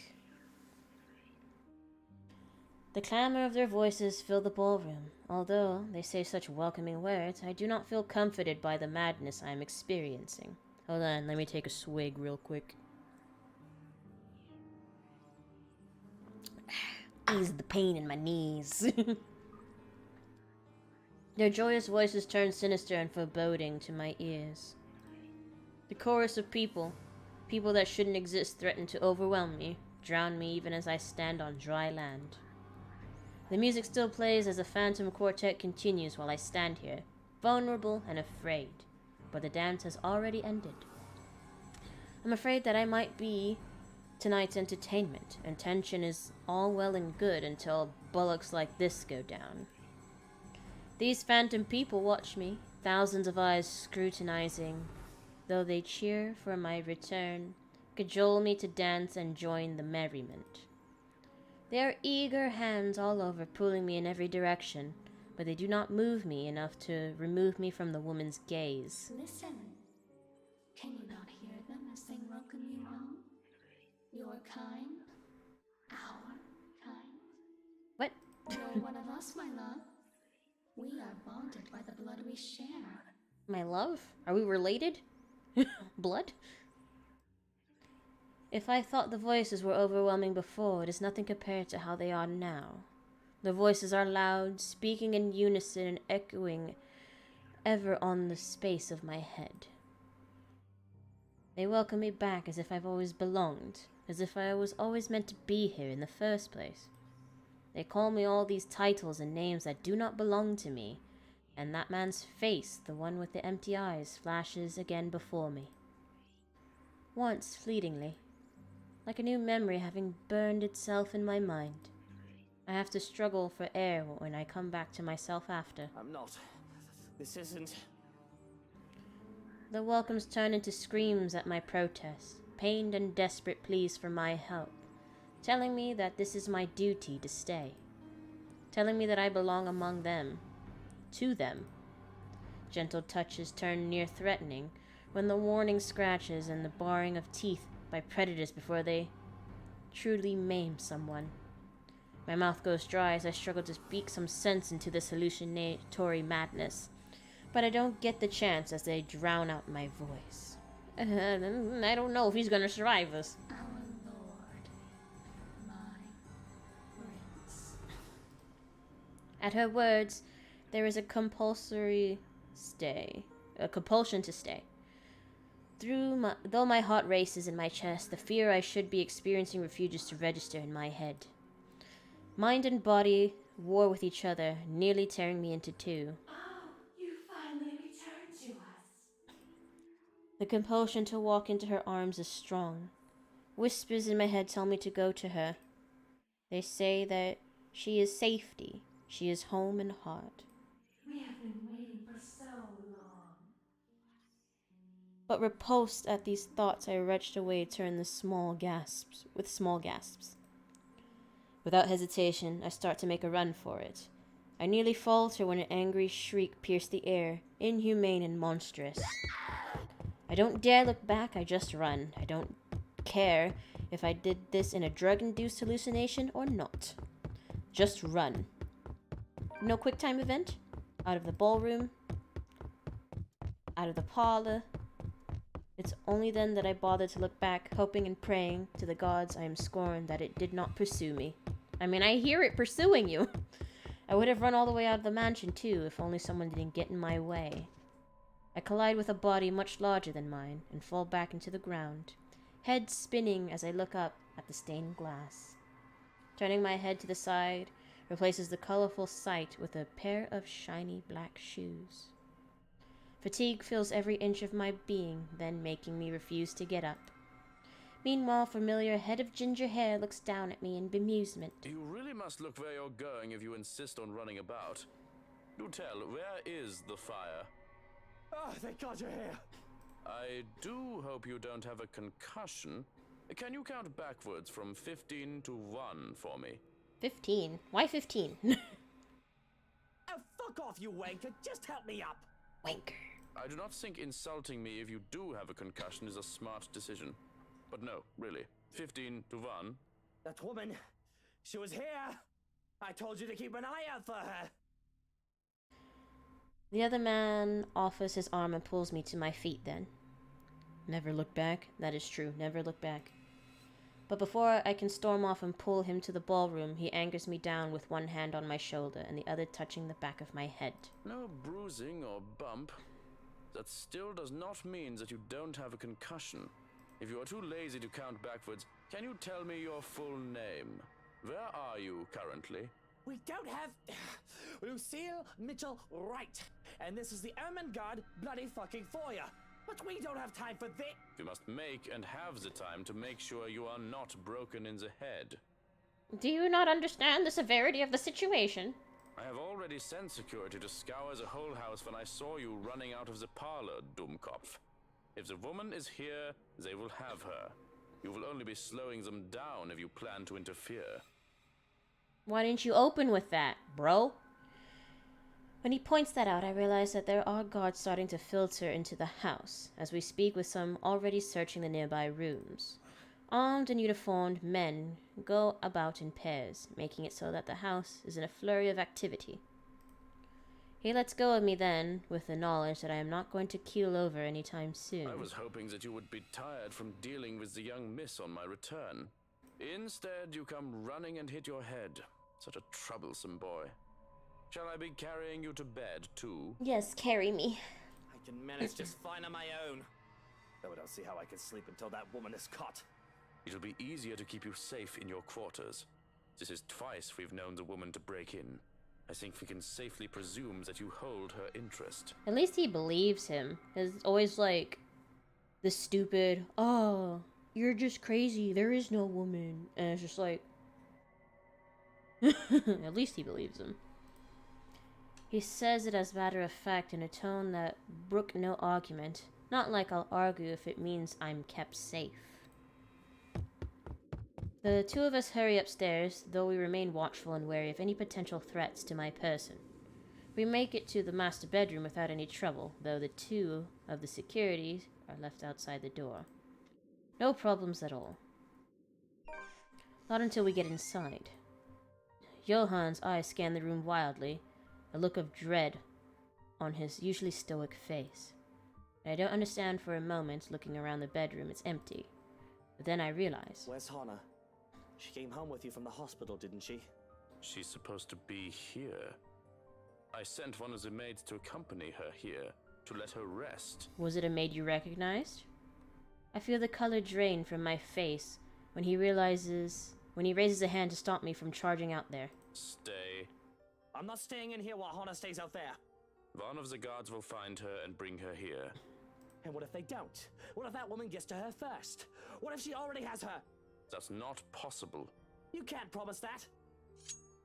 There's no second thought as I reach under my side of the bed and pull out one of my knives. That's just a kitchen knife. Damn it. I have no doubt that the other man can take care of me if we are both unarmed. But with this, I can even the field, or at least deter him from escalating the situation and risking hurting either of us. What is happening? Well, if we go back into the timeline, are we still on October? Creepy doll. Okay, so we're still in October. Yes, we are ghost hunting. So Luke had a hallucination because I guess the ghosty lady was kind of after him the whole time, kind of, because she hasn't really been harassing him. And he thinks it's a real person. So they have all this security. Johans and Hannah just got back from the doctor's appointment, which I didn't think a doctor's appointment would be all goddamn day. And now she's missing. I'm going out there to look for Hannah, and you're either with me or you aren't. I'm not risking Hannah, and I'm not leaving her alone. Still like a stubborn mule, he refuses to budge from the door, whether it's a withering look on him that I try to match. Oh, she wants what's in his pants, basically. One that somehow I'm losing fast to, even with him not saying a word yet. Can you see yourself in the mirror right now? You are in no proper state to go looking for anyone. If it will make you happy, I will do the looking. But please, and don't make me repeat this, stay where it's safe, where security can find you. We already have one person to be worried about. Please don't add another one to it. Perhaps it is his tone. In spite of his general disdain for virtually everything that has to do with me, I'd like to think that over the years he's grown to care for Hannah, at least. Much as I loathe to admit this, I trust him with her safety over any servant in this house. The number one rule is don't split up.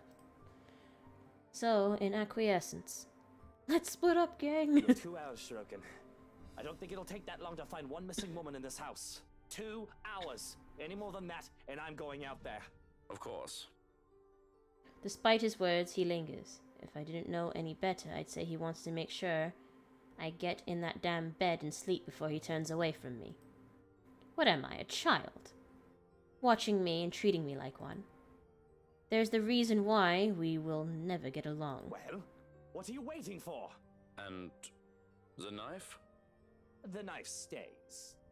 Very well. So what if she comes in? Only then does he seem to get the hint. With a nod, he leaves, locks and closes the door behind him. For a moment, I still hear his voice while he gives the guards outside firm instructions. Then a hush as soon as he departs and his footsteps fade away. One that doesn't quite last. As quickly as the silence settles, lightning flashes across the sky, followed immediately by a loud boom of thunder. Every time I hear the word thunder, I think of the We Don't Talk About Bruno song. Thunder! Are you telling this story or am I? I'm sorry, mi vida, go on. Well, what if we split up the haunted house together? And that wanker strikes so dangerously close that I can feel the electricity in the air. The power goes out not a second later, and I feel as if I'm being mocked by whatever greater power there is. All is deathly still for a moment, but soon the rain starts once again. Far heavier than the light drizzle from this morning, its pitter-patter hitting hard against this place's roof. Despite the noise, I find myself drawn to my bed, exhausted, hoping for a little nap. I'm safe here. Hannah will be safe too. Shuriken will find her, and when I wake, she will be here. It does not take long. Once my head hits the pillow in a matter of minutes, darkness claims me, bringing with it laughters and whispers of a twisted love from a time long gone. Are we dreaming about the ghost? Who are you? Stay away! Sweet dreams, my love. It'll be over soon. What will?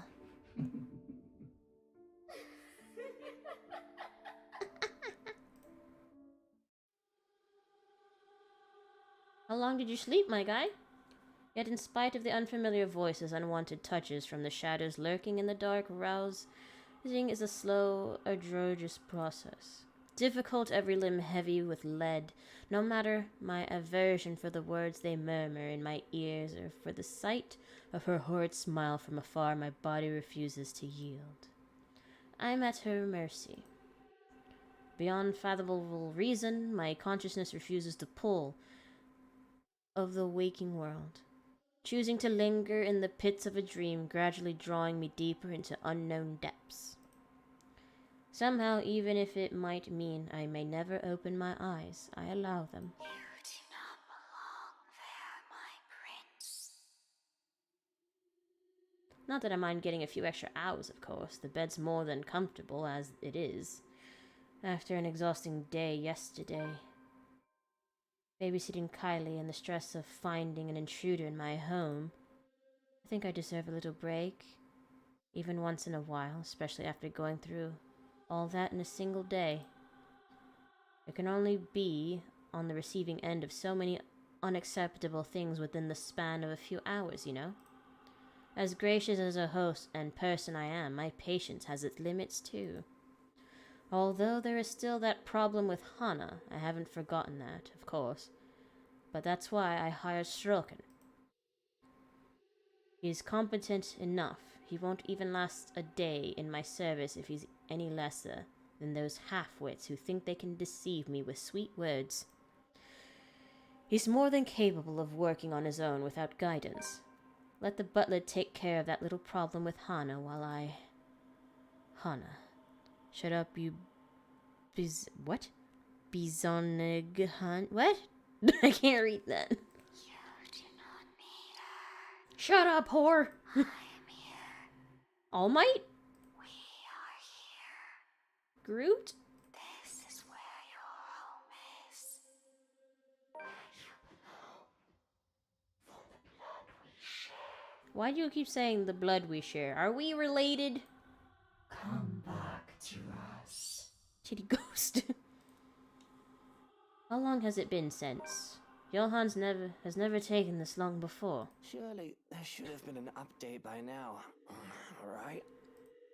So why isn't there? Mom? Please. Please don't go.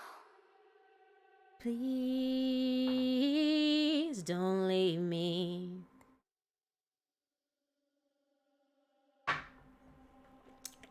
Bloody hell, the cretins I've surrounded myself with. And isn't that enough reason to force myself out of bed? Has it always been the case?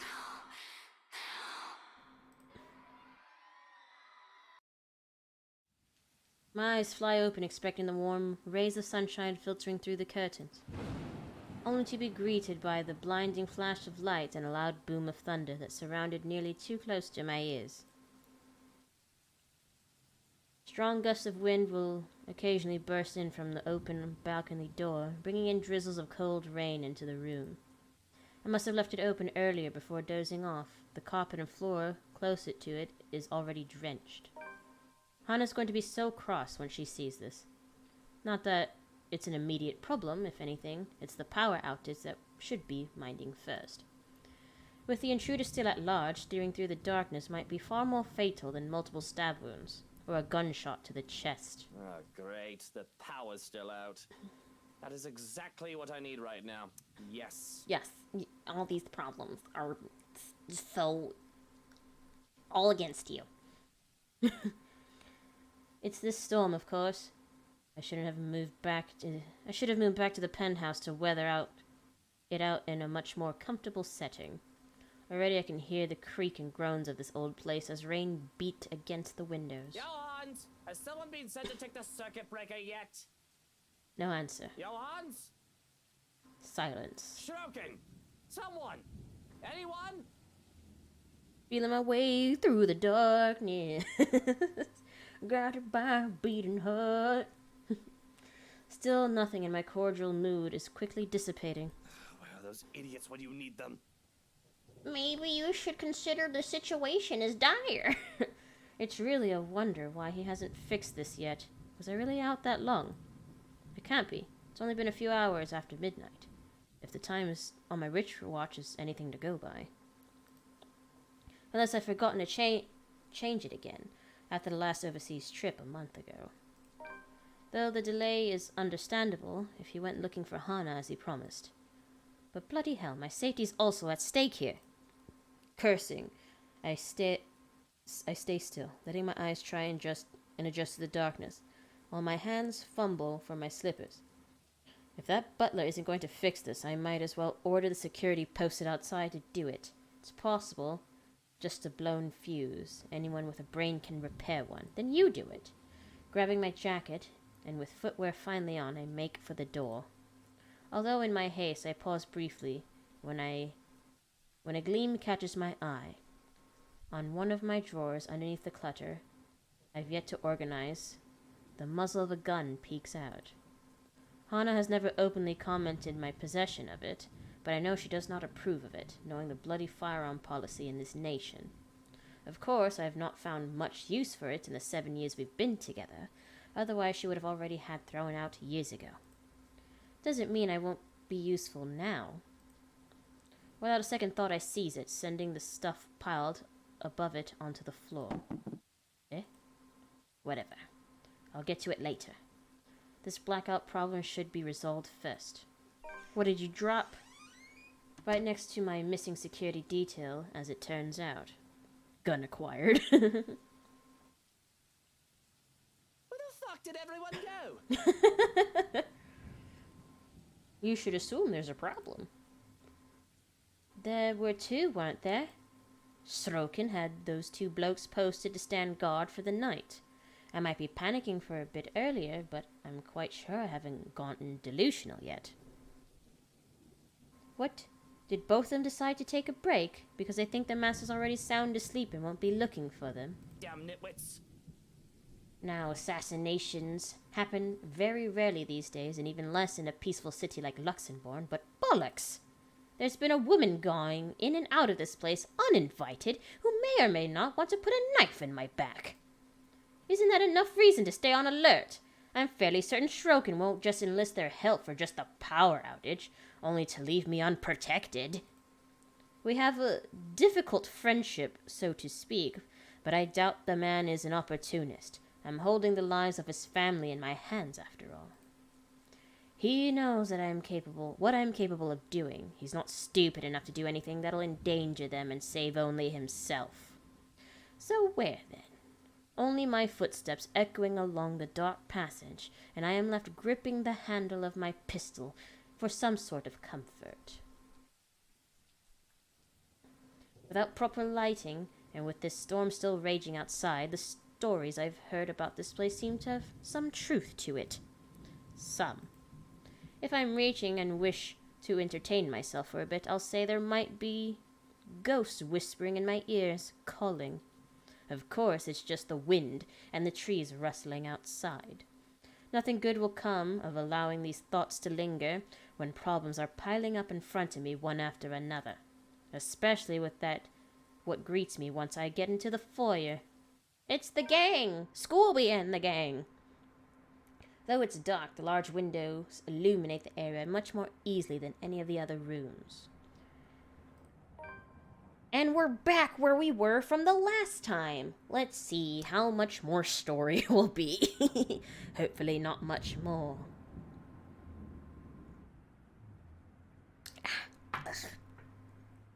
And from where I stand at the top of the stairs, I can easily make out their forms. Recognize them even. It's all gone crazy when these intruders come into my house. Now you're just realizing. What? I'm no stranger to a cop playing dirty. The smart ones knew that neither life nor criminals are going to play fair. And if one of this wog's sort is in on this, I'm not surprised too. The gang. But Lily, the estate agent, she doesn't seem the sort. And Daisy too. Why does he call everyone flowers? What will Kylie think of him as Pink if the poor tyke finds out about this? Not to mention Mint. Hannah trusted her. I trusted her too to be professional, at the very least, for fuck's sake. To top it all off, they all have the nerve, to look surprised when I announce my presence. Well, well, what have we here? If I were any less sober, I'd say this is the beginning of a joke. Bloody trespassers, what is wrong with these people? Did they really think it'll be fine with them walking into my home like this? What are they even doing here? If I didn't know any better, they might also be behind Hana's disappearance. That's right, my love. They must have a motive. Make them pay. Ooh, she kind of possessing him. And it better be a good one. For all they've done to us. Or a bullet to the head is at least all of them will deserve. Let's see. A photographer, a high school teacher, a real estate agent, an interior designer walk into a mansion. Thundle crackers once again cutting me off. This time, its sound hits close enough that it nearly feels as if the windows and the ground itself are rumbling. Oh no, the ghost wife who is making act like he normally does. All this deathly still for a moment. I don't let it stop me, however, as I slowly make my way towards them, taking one careful step at a time, relishing in the expression of fear in their eyes. My gun sounds like a baby shark. It go doo-doo-doo. You mean pew-pew-pew. I suppose there is something ominous in this setting, with the heavy rain outside and the lack of light there. I kinda like it, to be honest. Adds something to the atmosphere. I suppose I must look like a villain now. But short of me getting close to them, a noise to my left distracts me, briefly halting my movements, while curiosity takes over every murmur in my head. It's a good thing, perhaps, that I did, because as soon as I look up, I see him. Another trespasser. Great. Just as he's about to jump down from the furniture that has somehow ended up piled and blocking the door into the parlor. What happened there? And what did he really think it's all right to do in another person's house? Lout. Teach him, my lord. Put him in his place. My hand's already moving before the rationale can stop me. Fingers firm on my gun when I finally release the safety and take aim. Ain't no more ghosts in this house. Not at him, but at his friends. They are his, aren't they? Why else would they be here together? Doesn't matter. He won't let the people he cares about be harmed. My fingers on the trigger, more than itching to shoot, but I hold back. Sure, I could have simply taken aim at him. But more than seeing him bleed, I want to see the expression on his face once he realizes everything he's doing is futile. Kill the child, my lord. He's trapped. Lives are in my hand. His life in my hand. Had I known there would be a party in my own home tonight, I would have opened a bloody bottle or two. People these days, in my own home. Can you believe it? I feel so left out. Right? I can tell the exact moment the realization dawns on him. A short second of his body freezing and blood draining from his face as soon as his feet hits the floor and he looks up. Damn, he has a hard on for Yeah, she does. He's already a prey trapped in his own recklessness. Pathetic. And really, Daisy, even you, what would Kylie say? Luke, this isn't what you're thinking. You have to listen to us. There's something going on here. Well, obviously, why else would people be trespassing in my home? What about little Lily over there, then? What's your excuse? Checking back if your clients are doing okay? Is that it? Is this what this is? Oh, we're doing good, by the way. Sir, please. Oh, please, what? Becca's right, sir. We need to get out of this place. You need to leave. Tut, not a good enough excuse, darling. Tut. You people are the ones who need to get out of my sight. Don't worry, I might consider pressing lighter charges for the woman. Can't say the Sexist. same for the rest of you. But really now, I swear the people of this city need to be taught the meaning of privacy. This is how you want to start the week. Well, maybe if you knew how to pronounce the word.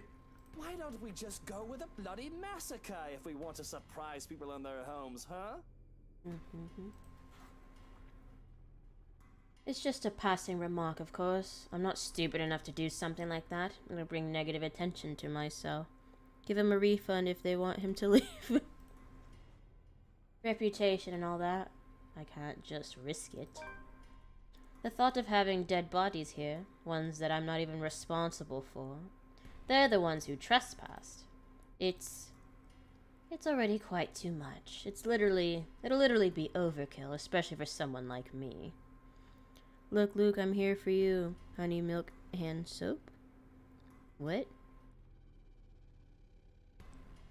Nevertheless, Jokernaut, feathers wasted.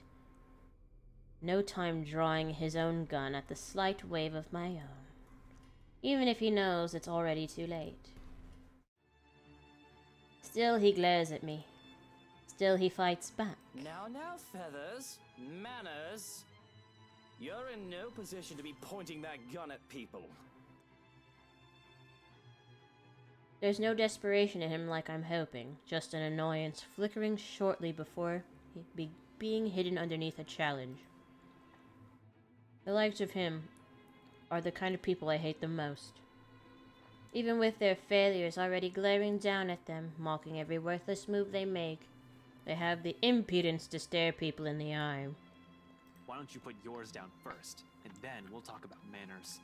Oh, he talks back. The gall! Yeah, if he lived in the state where I lived, yeah, he'd get away with shooting him. It's castle law, I believe. You know, your kind pisses me off so much. Annoying most of the time. Like a damn pest you can't be rid of. But to some degree it is. Commendable. I'll give him that. After all, we're almost the same in that regard. Almost. I'm still the better person, of course. He tells me to put the gun down, but I see no reason why I should. I'm the homeowner. In defense of my own home, I have the right to, I'd like to think. Hand over the damn soap. Why are we talking about soap? Aim for the shoulder? Questionable permit of firearms aside, it's not like I wanted this. It has more than one name. Stand your ground law is the one that specifically lets you shoot robbers. Ah. But I'm already high-strung, and their presence does not help. Bloody peasants. I can never seem to figure out how their minds fully work. Take this one, for example. Despite the pride brimming in him, how he matches my glare with one of his own, he simply lowers his pistol after a long second. Not in surrender. The tense set in his shoulders tells me as much. But the closest he can get to lowering his own ego in favor of something he can't quite place. Interesting. Gotta admit, I'm almost disappointed. As you should be, my lord. What are you trying to make me do? I've expected him to hold it until one of us shoots the other. I can't say it'll be more exciting that way. A bullet inside any part of my body isn't something I'd like to have on a bad day like today. Or any day, for that matter. But it'll surely be predictable of him. If they fused, they'd make the perfect vampire. And I like predictable. They're the kind of people who are the easiest to deal with no matter the situation. With them, there's no second guessing what they'll do. He shoots, I shoot. One of us dies, the other one walks away. Nothing complicated. Nothing requiring much brain power. Just muscle memory and who's the better shooter. End of story. Yet here he is, dragging a deep breath in and setting aside the only thing protecting him. I can easily shoot him this way, be done with this whole farce of a conversation. Instead, I find myself listening. A concession for a person who, in another life, would have also become the person I am today. had his circumstances allowed it. Damn shame. We might have gotten along, Listen, right. I need you to. but alas. You broke into my house, and somehow, you expect me to listen like a good little boy. Yes, be a good boy. I'll bring out my fingers. Gun out, no questions asked? Yeah. Like in Dragon Ball Z? Just duke it out. Kick him in the bag. Are you a bit touched in the head, Feathers? I'm Touched not the in one the breaking head. laws here. I mean, you've broken laws before. You're just not breaking one at the moment. Look here, fucker. If I wanted you dead, I could have done it so many times already. Some people just, they don't, when they curse, it just doesn't sound proper. It just sounds silly. In fact, I can easily shoot you down right here, right now. And you won't be able to do a damn thing, even with that gun. Oh god, he's edgy. A meeting of two prideful blokes will never go well, whichever lifetime it is. And I can only laugh at his audacity, his lack of shame, and fear even facing the business end of my pistol. You know what I'm thinking right now? In another lifetime, we would have probably gotten along well. The best truth I can offer him, not many people, those who have slighted me in particular, live this long to see it. And he should be grateful. You're already gracious enough, allowing him to stand in your presence like this. Oh, where is you at? Yes, especially when he has a lot to answer. Preferably right now, because as generous as I've been so far, my patience has its limits. My amusement can only last for so long. Shadow and Draco about to fight. In 2 steps, I'm standing in front of him, grabbing him by the collar and resting the cold muzzle of my eagle against his temple. Aren't eagles like really strong guns? And promptly punched in the baby batter tubes. Why? Ashton! Luke, no! Hey, now you two, I'm sure we can all talk about this first. He'll end up a pretty smear on the wall this close.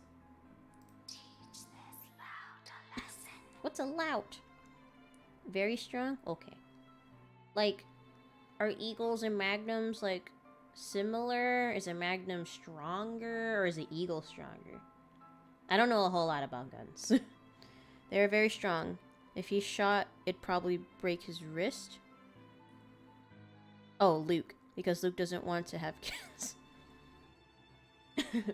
What is it that you people really want with me? This is the second time this week, and I'm really getting weary of this little game. Did the NCA send you to apprehend me? Or has somebody paid you off to kill me? Which one is it, Feathers? Mind you, my arm's getting tired. Better answer quick if you don't want to meet the business end of this gun. Eagle, run-handed, will just disarm you and break a wrist? What? And he knows it. Of course he does. Hitman or not, he's been trained, judging purely from his stance. But not many bother to be as cautious as him. One glimpse at my handgun safety earlier is all it took for him to see, I mean business. Similar. Too similar. Shadow and Scooby-Doo gang just fucking tell him why the fuck you're here. If anything, I'll just go 12. Is that a gauge? 12 gauge? We're two alike in so many little ways. It's funny. Down to the fact that he doesn't even flinch no matter how heavy the threats in my words are. Even knowing how one flick of my finger on the trigger will be enough to end his sorry life. He should have caved in by now. Started begging, like so many others before him. They use the same bullets? Oh. Instead, he throws more vitriol, adds more kindling to the fire already burning. I'm not with NCA. I'm just here to help. There's something else in this house, and we're all in danger.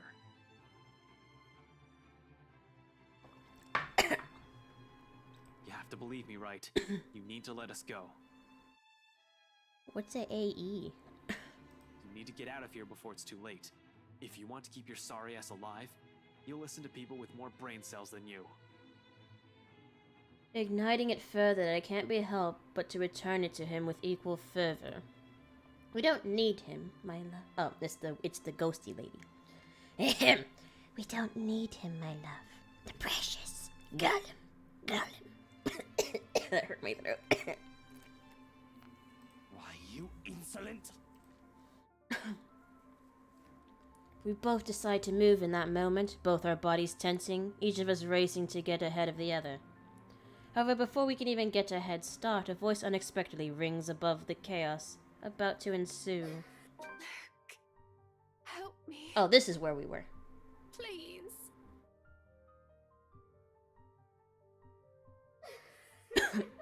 I've always been cautious and careful cutting off trouble's head before things can escalate if I'm able.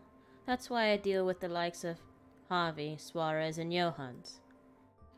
For all we are, for all the enemies the likes of us can make, such a thing has never happened before, because I do everything to make sure it doesn't happen. So to see Hana in danger, I don't quite know how to feel or what to do. All of the times for there to be a hostage situation, if this is even one, why now? Good fucking God, what is going on here? Action Express. Help me. Please. Please make it stop. I think death would be preferable if my sense of self-preservation was shot to high hell. It would be to deprive of me to choice and of responsibility in the matter.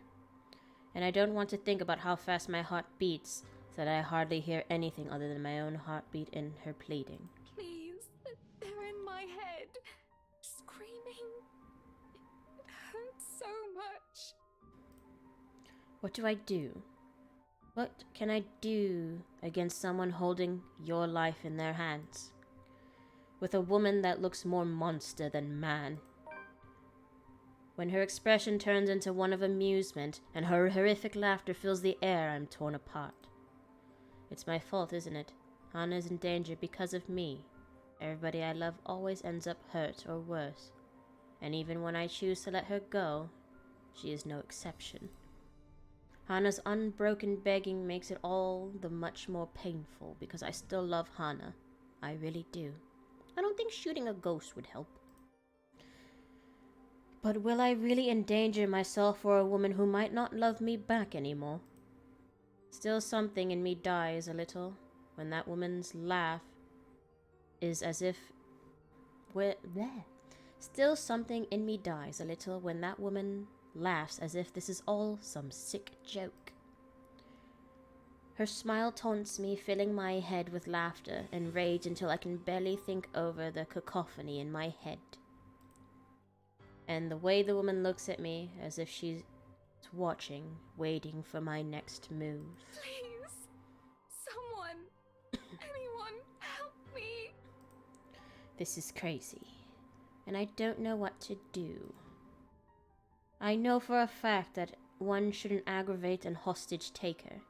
There is no winning an argument with someone who holds a life easily taken. If it can choke my wife, it is solid enough to get a shot. But I need to do something, right?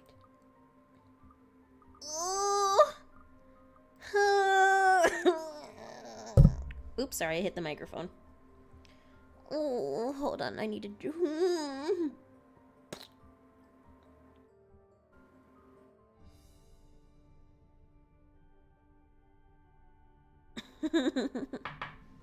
You know it. Oh, I took too big of a drink. Excuse me. That was too big of a swig. Oh.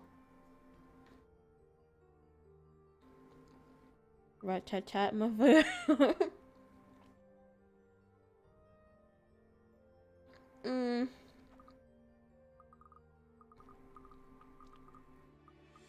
Like, I feel like if I do nothing, she'll die.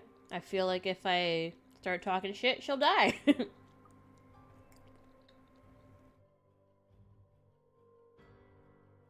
But if I am the Lord, and she sees me as the Lord, would she not listen? Would she not follow her Lord's command? Her Lord and Savior? I guess I'ma try. Demand ghost wife, we release her. She's your servant. Yeah, that was my line of thinking.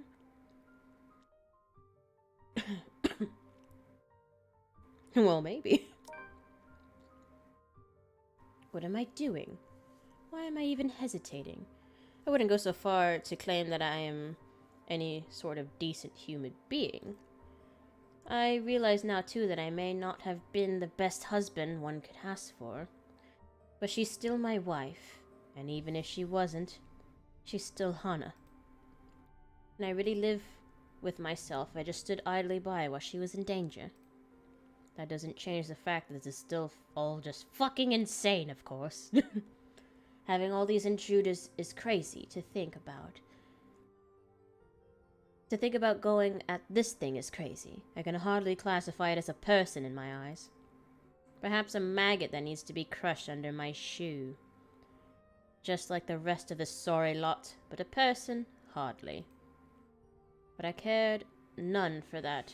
They didn't matter. All that matters is that Hana is in danger. A cold pours over me, freezes me in place once more when I try to make demands.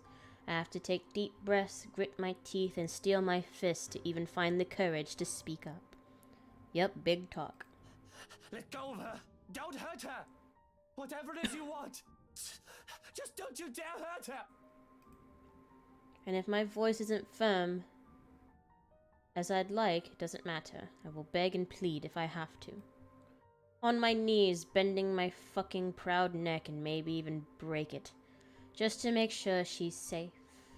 I don't know what I would do if anything happened to Hana. The cold stillness is gone from my body, and my very skin feels like it's on fire. And I have to shout, scream at her when Hana continues to cry out in pain. What do you want? Money? Is that it? I'll give you however much you want. Luke, please make it stop. I want it to stop. Just stop whatever it is you're doing to her. Can't you see she's hurting? I cannot stand for this. Let go of her! Now! I say with such ridiculous conviction, and of course she won't listen. Why would she? She has the upper hand here. There's no reason for her to do as I ask. But her voice is but a whisper and deathly slow, and I am hard-pressed to hear it over the pounding of my heart in my ears. She speaks, the woman from the gardens and the servant girl from the ballroom, from the hallucination, vision, memories, whatever they were. A hush settles over the room as we listen.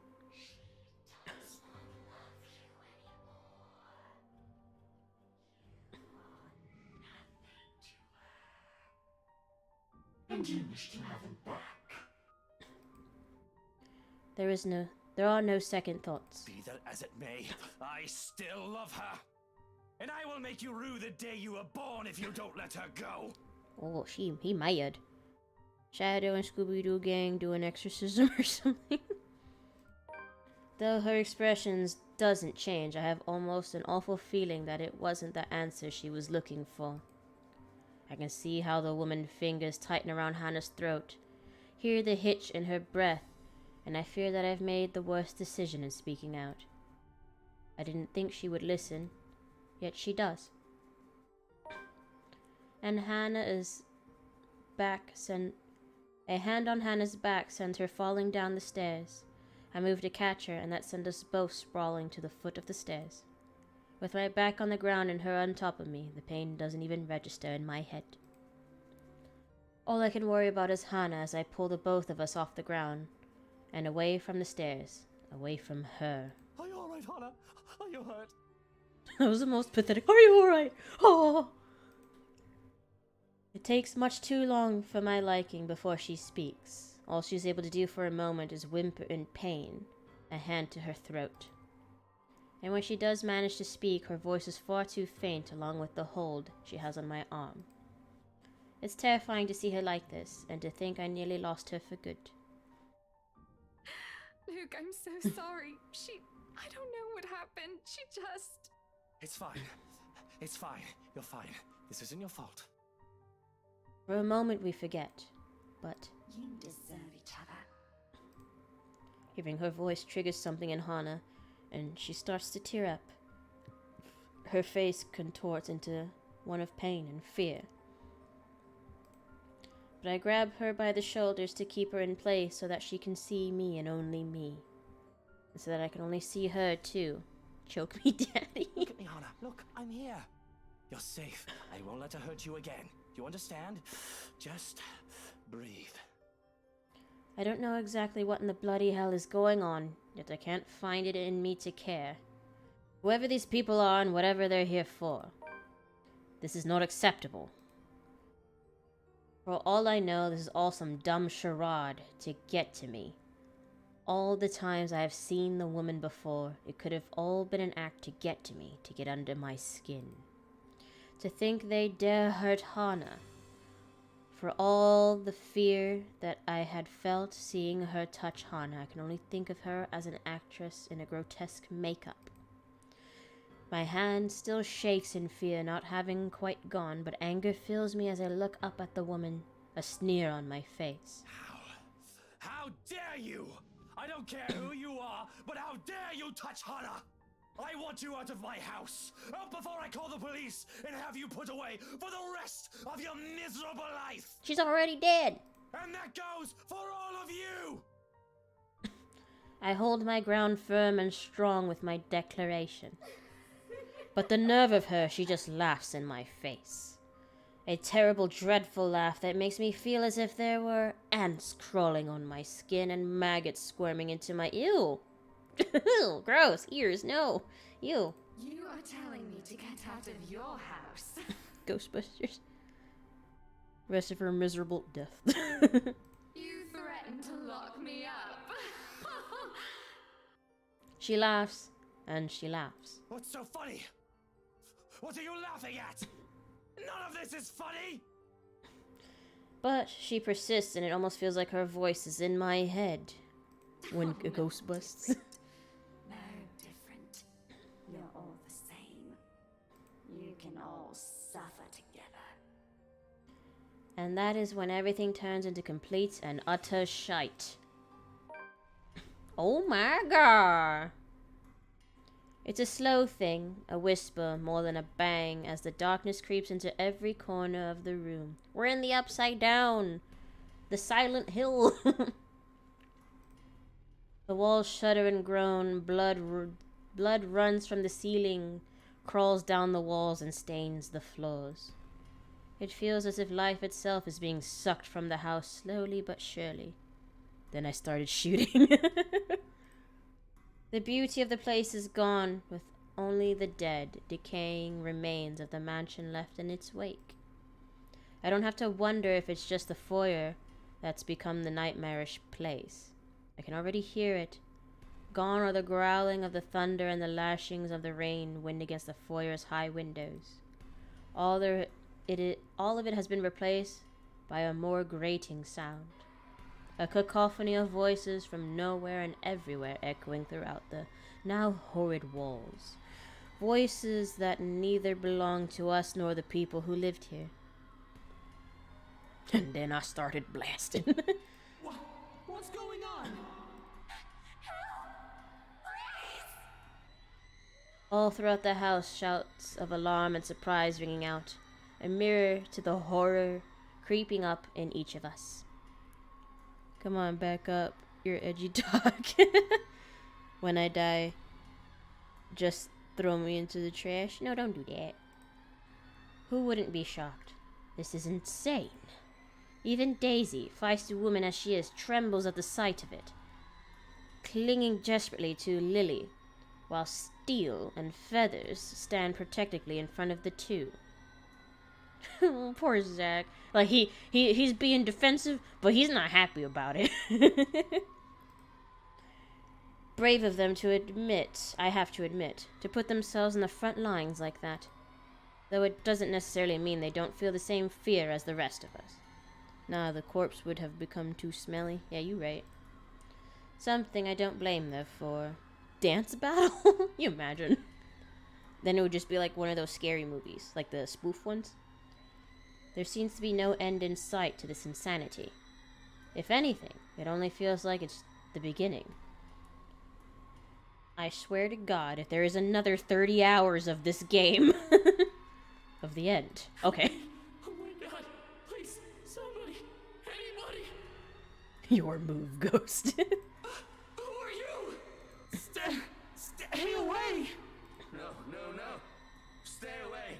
Stay away. Their screams fill the mansion.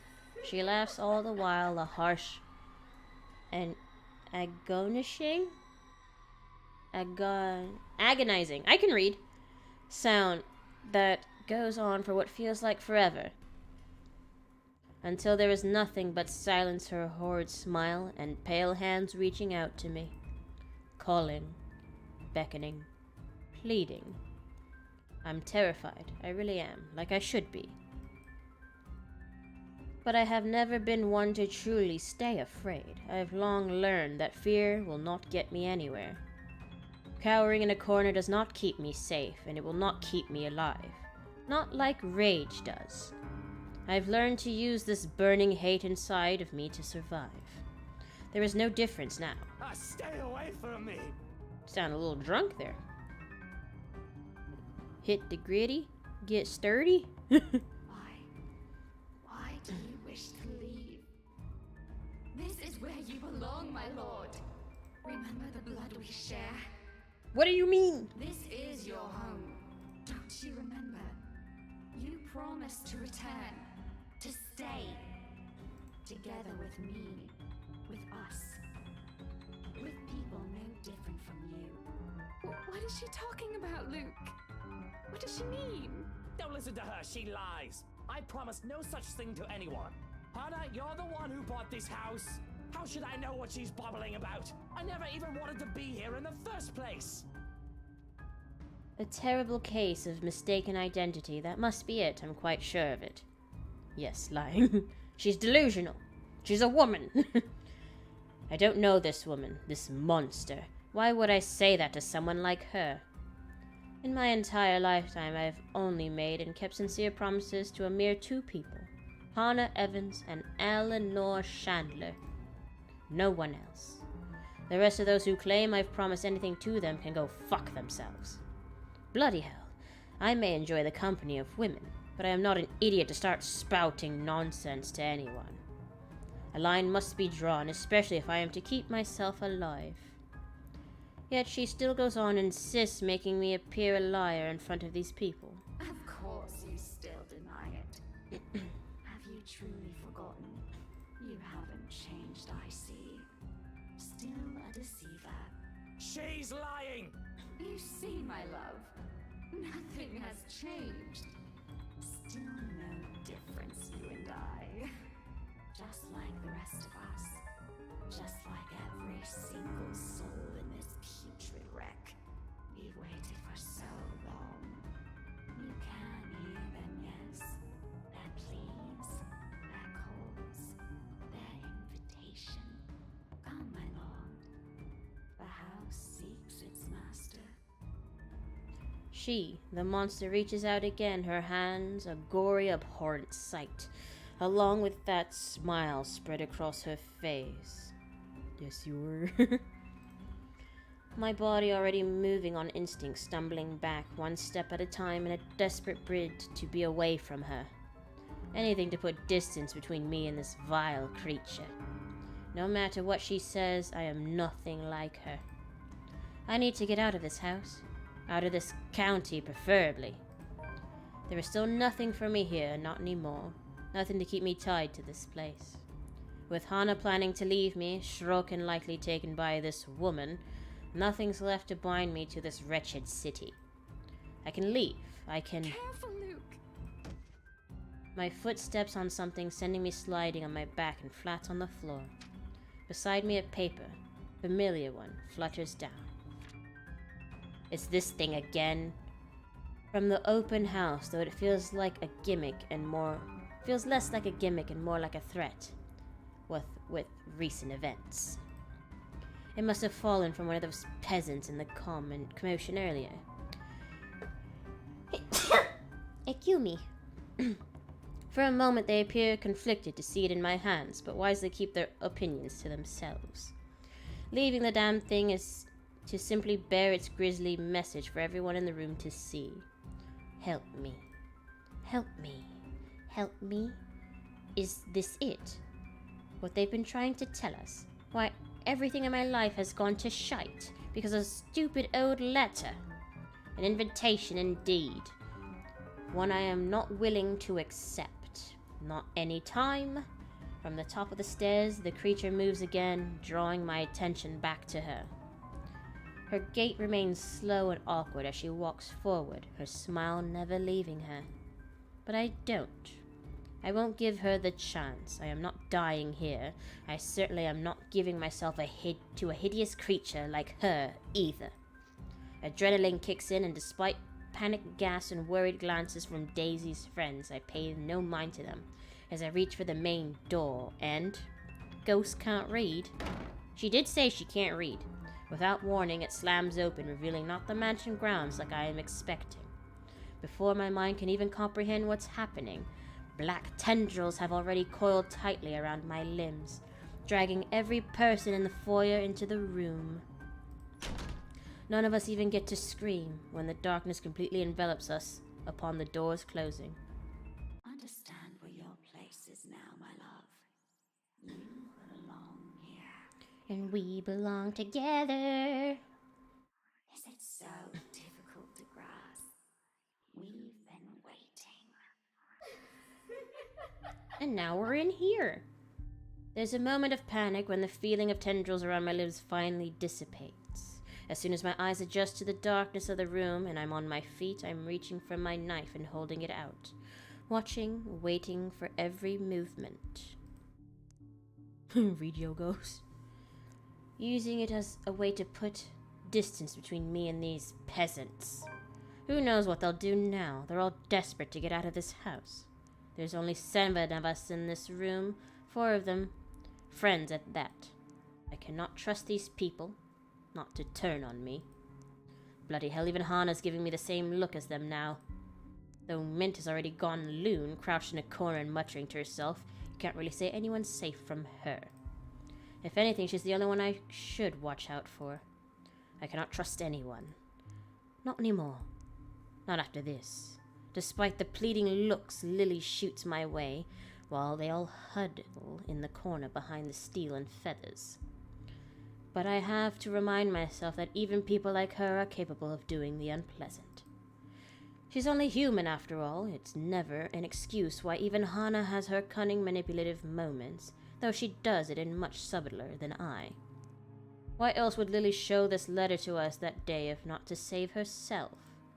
I guess that backfired on her now that she and her own friends are also stuck here.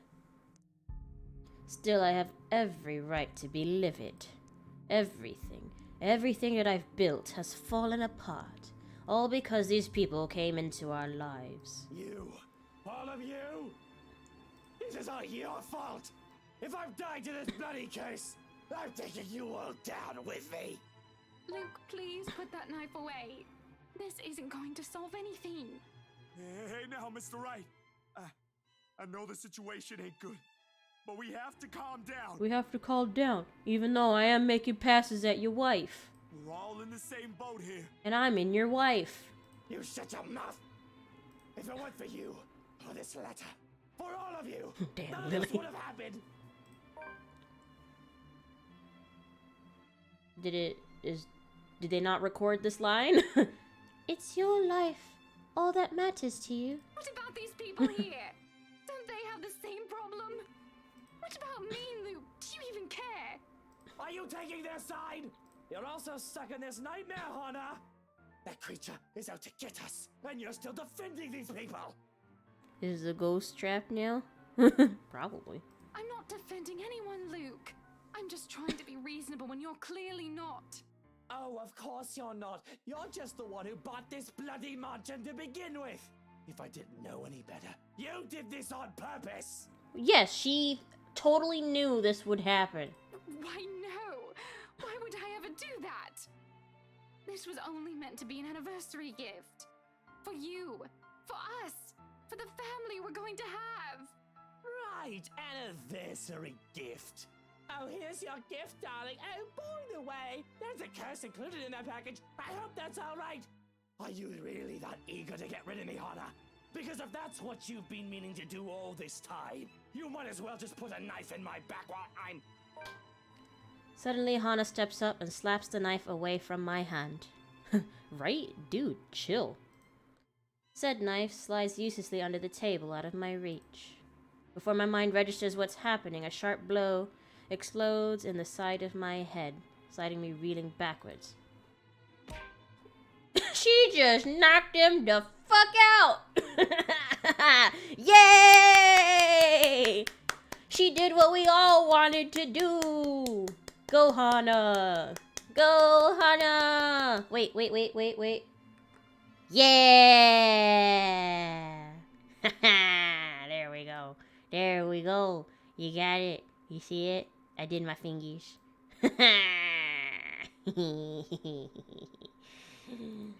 She did it. She did it! Alright, I think it's KL. Nope. Hold on. Hold on.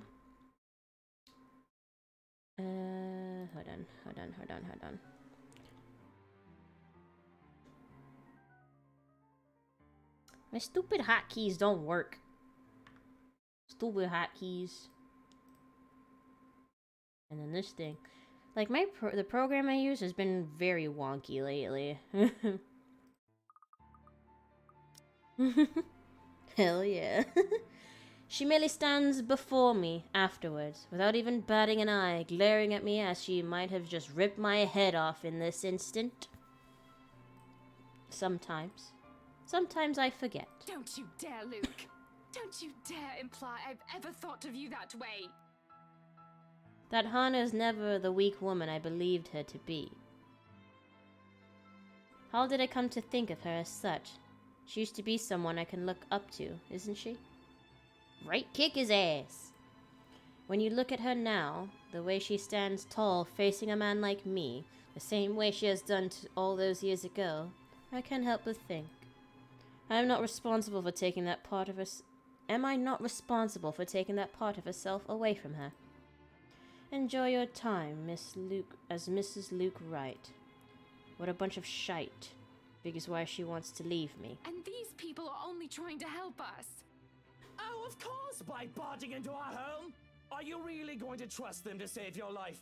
These peasants who brought this pox upon us. Keep talking about us like that, and see if any of us here will keep you out of this place. Rebecca, stop! All of you, stop this! Oh. To hear Lily speak out loud, I can't say I'm not surprised. She's always given me the impression of someone so meek from the moment... Oh. Thanks for the subscribe. Yes, it was a nice ride hook. From the moment I've met her, either from inexperience or her station in life. She's never struck me as someone fitting to be a real estate agent. If anything, that meltdown she had during the open house had only proven my assumptions. Until now. Quietly she puts herself between me and Daisy, cutting whatever scathing words I've yet to hurl at the others. The way she glares at me, she reminds me a little of the way my own mum would look at me. Particularly when I've done something wrong, and it's not that stare she's used to showing. She has done this before, probably to a younger sibling. Huh. If she only sees us as a pair of squabbling kids, and not too mature adults, well, that's only to be expected. No doubt that's how she sees us. For a long moment, there's only silence in the room. Steel and the big oaf doesn't even dare break it, neither does Feathers. With both merely watching, bunch of wimps, these men. Not that it matters when Lily starts speaking again after some of the anger and tension has lifted from the room. Stop this, please! With or without that damn piece of paper, we... A deep breath. An exhale. And then she closes her eyes, a crease forming between her eyebrows, while she grips her hand tightly in front of her. We still would have ended up in this mess. The atmosphere that descends into the room right after that admission is anything but pleasant. Luke, stop before you get a rolling pin to the gut. What did I do? Can I call it that? An admission? It seems like it from the way her eyes nervously flick between her friends and I. She appears to know more than she lets on, and how she makes herself appear smaller after dropping that bomb on us doesn't sit quite well with me. And patience is something I don't have the luxury of having right now, and bestowing upon other people. What does this girl know? What else is she not telling us? Because from the looks of it, even her friends have no idea what she's talking about. Unwilling to wait, I grab her arm before she retreats without explanation, waving the letter still in my hand in front of her. Ow! Sir, you're hurting me! Don't be respectful. Call him by his name, bitch. Hey, hands off her, right? I kissed that girl just hours ago. Fuck off, Feathers. I have questions for your friend, and she better have the answers. Luke, will you stop taking it out on every single person? Your friend is hiding something, Daisy. Ooh, Rebecca, you have the nerve. You have the goddamn nerve. When just hours ago, you were taking it all out on her. So shut your goddamn mouth. She struggles for a moment, but my hold eventually forces her to look up at me. Fear and uncertainty spreads across her features, especially when her eyes land on the damned paper. As much as I want to be considered right now, I want answers. What do you mean, Lily? I'm not sure about it. Don't give me that, you know something? Ow! Please, sir. I know the paper's useless, okay? At that moment, at the mention of the letter, all of a sudden, Mint stands. I've almost forgotten she's here. Her ramblings have faded away in the shouting. Without warning, she snatches the paper out of my hand. It's a miracle it didn't rip right there. Right? Shouldn't it be then in there? Not there in there? But the way she glares at it, I think she may do exactly that. We should have gotten rid of this thing. We should have burned it at the first opportunity we got. No, even if we rip it to shreds, it won't do anything. I think... You don't know what I've seen, Santos. There were children, victims, all because they had no idea what this thing will do to them. Oh God, those poor souls. They were screaming and begging before she... Then what about those people they mentioned in the news lately? All those who died? My coworkers? The open house clients? None of them had seen it. Even Rose. And yet they're all dead. I should know. That letter has been with me since I picked it up. And I swear I didn't make copies of this thing. Untrue. Copies were made. They weren't made by you, but they were made. Even if I wanted to save myself, I wouldn't do that to my friends. Or anyone. Is that what the trip to BRC was for? Yes, I'm sorry. I couldn't tell you guys until I was certain. None of you believed me the first time. I had to find proof. And yet we're all here! Are you taking me for a fool, Lily? I have to go with whiskey on this. Who knows how many has already seen this before you found it? This cursed thing has to go! We would have ended up here either way. Maybe? I really don't know. Sir, please. All I know is that paper isn't the reason why all of this is happening. There's something else that... This place. Steele has been quiet this entire time, and the sound of him talking, however whispered it is, still managed to catch us all off guard. We all pause, turning to him with likely the same questions in our eyes. What? Oh, I just thought... I mean, it's a straight thought. Don't take my word for it. Spit it out! No, it might be something. What about this place, Zach? There's still a moment where he hesitates, but Lily's urging eventually spurs him into speaking. I was just thinking, maybe Ash is right for why he went here. This is where Bella found that thing, right? And then this. It was just a hunch, Zach. We were not getting anywhere. But just because we went here doesn't mean we will find all the answers we need here. Hell, now we're stuck here. Regardless, Steele pauses, allows Lily to remember. Soon enough, whatever it is dawns on her, and her face lights up with something like hope. Of all things, in this nightmare, hope. Her head snaps up, and she reaches for Steele's arm to give it a squeeze. A reassurance or a confirmation. The meaning is lost even to Daisy, who glances at them baffled. Belle, what are you... Becca, it's this place.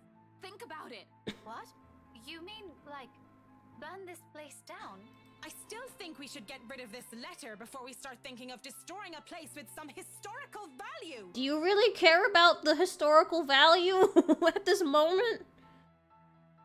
Zach pinned Luke down. Rebecca, put your hands on his mouth, feathers, and Hannah, grab a leg.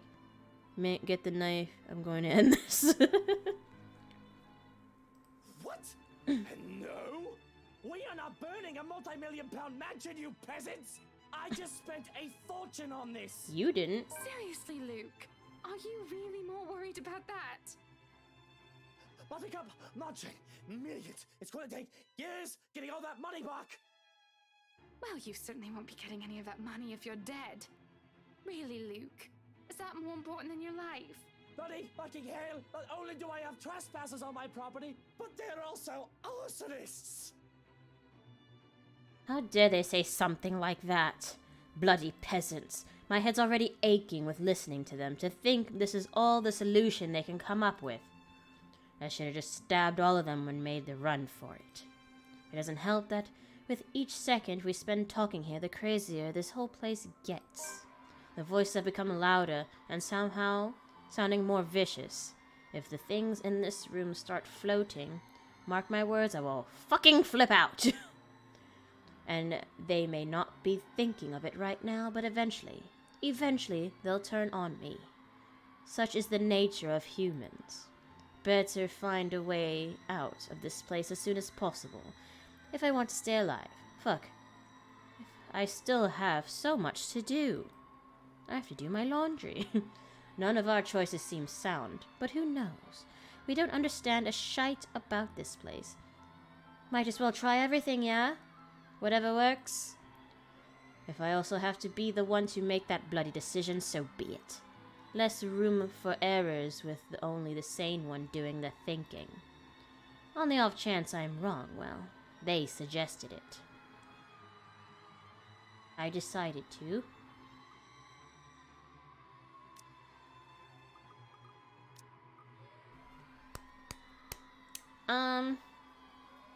I mean, the title is The Letter, but I feel like it probably is The Mansion, because I don't think everyone would have seen the letter, like Belle said.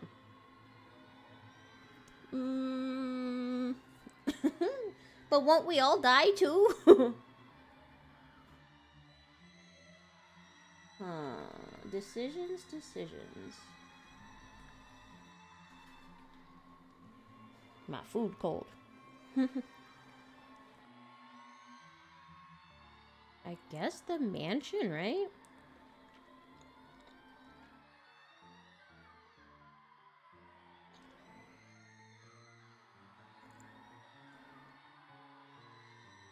Arson? You right.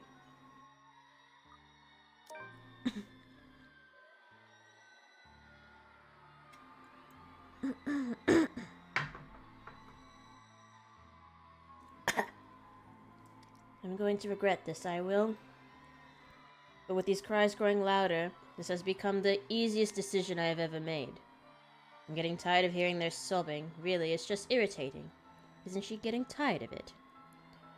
I got the matches. Besides, someone has to act fast, think fast. And what else is the root cause of our problem but this place where the letter was found? No need to make things more complicated. It started here, why not end it here? What if Lily has said... what Lily has said is true, then all the more reason to destroy it. Put an end to this madness before someone thinks of putting this blasted place up on the market. When I get out of this place, I swear I am suing a bunch of people. Run that estate company into the ground if need be. We spent millions, damn it! Millions! With a sigh and perhaps a heavy heart, I open one of the drawers in my study table. taking a bottle of liquor out for myself, then passing it to every occupant in the room. They accept it, but not without a look of protest or a confused glance my way. It does shut them up, so maybe I've done something good. Luke, this isn't the time. Even more when I pop the cork off the bottle and pour its contents on the floor. Well, what are you simpletons waiting for? We waste no time dousing the whole room with the smell of alcohol filling the air. Well, I think alcohol only burns if it's like a certain proof, doesn't it? If I didn't know any better, I'd say they're more than eager to set this whole place on fire. And the blaze catches easily in this room when I set it alight, using the blasted papers as kindling. I mean, you could have just burnt both, really. Man, he ain't even drinking the alcohol, you keep drinking lighter fluid. With the whole place drenched with wine and all matters of things alcoholic I've been hiding from Hana, the small fire soon turns into an inferno. In a matter of seconds, we're out the door. It doesn't exactly lead where I'm hoping it will. Although ending up in the kitchen does give us more reason to play like a bunch of pyromaniacs. Fishing the liquor stocks from the cupboards, we also do the same thing we've done to the study. Door after door in every room we pass, pouring bottle after bottle of expensive aged liquor and setting everything on fire, only leaving once the blaze has started in earnest. When we run out of liquor, we simply drop the bottle and take off from any of the nooks I've stashed one. And there's no lack of it here. The hard stuff, the shorts, the watered down kind. Gifts from distant relatives, friends, so-called friends, you name it. I've made sure there's always one within reach. How many of these things do you keep in this house? I always have a few bottles in the bedroom, you know, the parlor and the dining room. You have problems, man. Well, isn't this the time to discuss them? Turns out it'll be useful now. It's like Signs. You know, the M. Night Shyamalan movie where the girl, like, you know, really liked drinking water, but, like, would never finish them and they were just everywhere. Not to drown out my sorrows, but for this wonder of wonders, though I suppose I can now say, it has also saved my life. The ghosts don't see this, right? She ain't doing shit. But there's no time for some introspection now, because with each room we pass and burn, the place also becomes easier to navigate, as if it's slowly righting itself, returning to what it's supposed to be. We finally find ourselves standing before the main door. The strong odor of burning wood, cloth, and varnish alike wafts under the doors of the rooms we've previously torched, slowly filling the hall with a thick black smoke. The blaze has also started in earnest in every part of the house. I can already feel the heat seeping from the rooms I've set aflame. In a matter of minutes, flames will engulf the whole house. Fittingly, that is when she appears again before us, watching us from atop the stairs while her world goes up in flames around her. However, what catches my eyes is that expression on her face. Not the vile smile I've already grown accustomed to, or the one where her eyes gleam with complete hatred. This one, forlorn, is the only word I can think to describe it. No, please. Help me. Help me, please. Can the dead still feel? Can she hear us? Or is that merely another one of her tricks to trap us in this nightmare? Like this, however, she seemed almost like the woman she used to be, and I don't waste any time pondering over it. Not with the exit just a few steps away. The door's finally open, and through it I can glimpse the whole world outside. Safety. However, I do turn, if only to see the last of her. Farewell, more than anything. For all her attempts to lure me, draw me in her wishes to be with me, she does not stop me when I finally run from this horrid place. Quietly she disappears. Watching a multi-million-pound house burn before me, for some reason nothing about it bothers me. Maybe it's that last look on her face that has changed it. Maybe it's what I've seen and heard inside. There's only a calm stillness, the same hush that comes after a terrible storm that swept the countryside. And with it is the sight of the sun rising above the horizon. Ever so slowly the sky begins to lighten before my eyes. Darkness giving way to the warm morning hues, soft rays spilling over the vast expanse of Luxembourg countryside. Burn, baby, burn! Neither the trees sway and rustle with the breeze, a passing draft that carries even into the room from outside, cold enough to make me shiver. The remains of a storm that had passed. In the distance I can hear the soft chirping of birds, while the last of the world stirs and wakes. Dawn at last. We are free. Or so we thought. Epilogue. Smells like freedom. Smells like a lame ending. Like the flames that engulfed the mansion that night, whispers quickly spread across Luxembourg City after the incident. Officers who investigated it have simply deemed it an unfortunate accident. Regardless of the truth, Luke Wright files criminal charges against Briar Realty Corporation after for undisclosed reasons to the public, forcing the latter to declare bankruptcy. A move that has merely stoked the rumors further.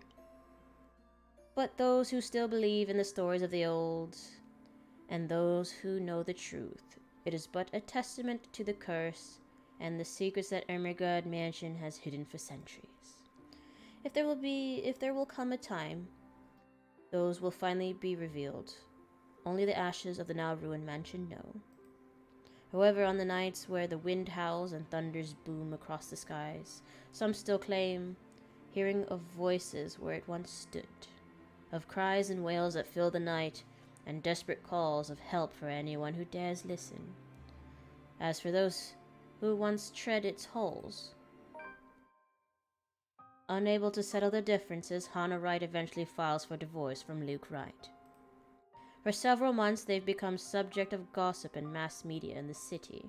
In spite of this, the two have uncharacteristically remained tight-lipped on the circumstances of their separation. Yeah, but we can go back and just see, because if that's like the last choice, it wouldn't be a big deal to go back to that one.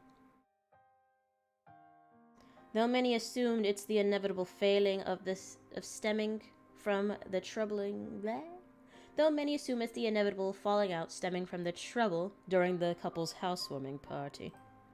To everyone's surprise, however, Luke Wright quietly accepts the court's decision and disappears from the Evans heiress life without creating much fuss.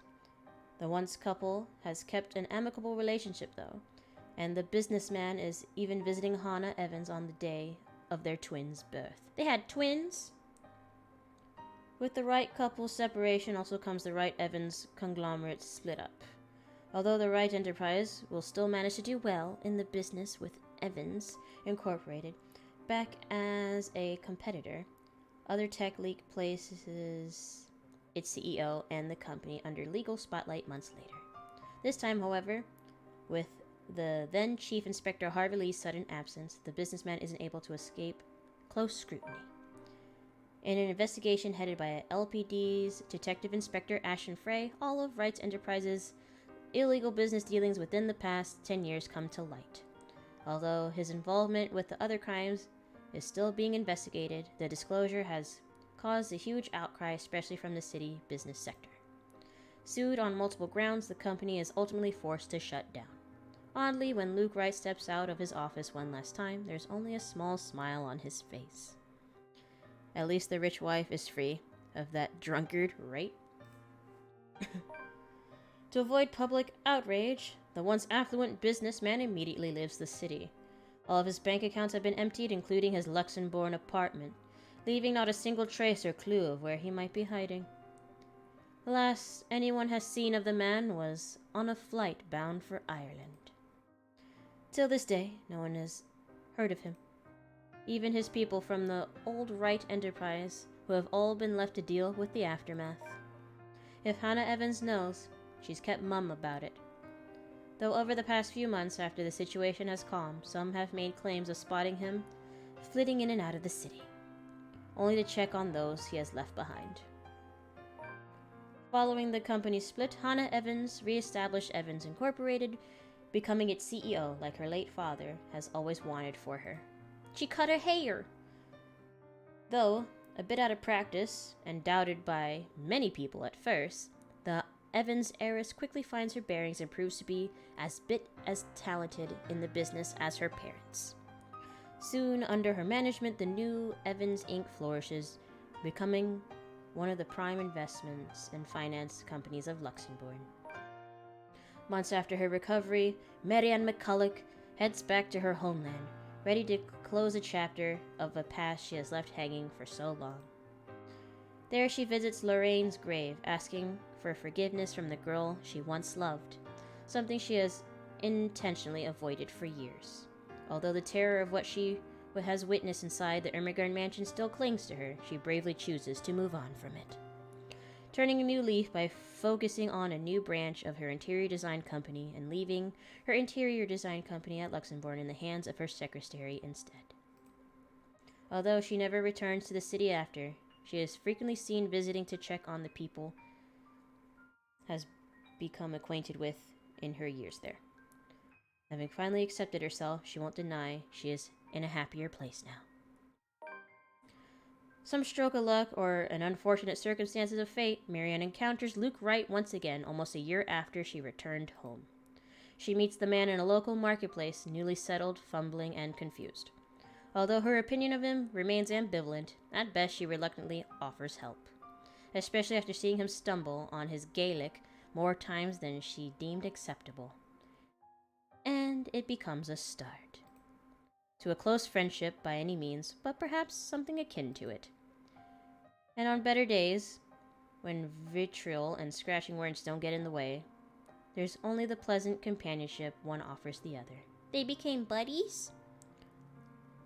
This ending sucks. I wanted to see... Well, oh yeah. I mean, they haven't talked about him yet. Casual visits to the other's home, sharing a bottle of wine or two, simply talking about anything under the sun. A comfort after the things they can no longer have. Something they both eventually learn to appreciate with time. Despite making the Ireland branch of her interior design company her focus, now Marianne continues to cater to her most avid patrons of Luxembourg when requested. And after her work on the Ermengarde mansion, Hannah Evans has never trusted another to handle the designs of any place she owns. Upon moving back to Evans' mansion after her divorce, Marianne's name the first thing she calls, and the woman is quick to fly back to the city of the socialite summits, not only helping with the decorations of the old place, but also assisting with the renovations. Since then, the two women have kept a close friendship and business relationship. Often they can be seen going around town together when Marianne is in town, and the Evans heiress can be heard recommending the designer to her peers during parties. Some even may go as far and say Hannah Evans confided with Marianne McCulloch during the tumultuous time of her divorce with Luke Wright. Whatever the case is, one cannot deny that both women have found confidence in the other. Oh, here's Zach. With the help from his family and friends, Zachary Steele is soon able to open a photography studio of his own, something he has only dreamed of having as a child. Although he still hopes to get back to making indie films someday, client work and small project has kept him mostly busy. Hectic as it may be, he can only be glad for the amount of work pouring in. He made moving on from the incident at the Ermengarde mansion easier, if not faster. But while there are still nightmares, with the support from his family, his doctor, and his own drive, the dark images have finally turned into pleasant dreams. He's aware he won't ever truly forget, but he's no longer running away. At times when he's not busy, or after a hard day's work, he thinks there's another story for a big screen to be told in that. An idea he may soon turn into reality once time affords it. Unknown to many, Hannah Evans has also played a huge role in getting Zach's new studio up and running.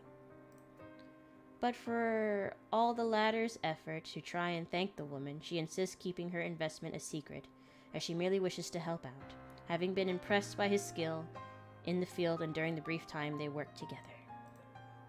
A working relationship that continues to this day, as he is the only photographer she seeks at every single event she hosts, whether it's a simple social gathering or a company party.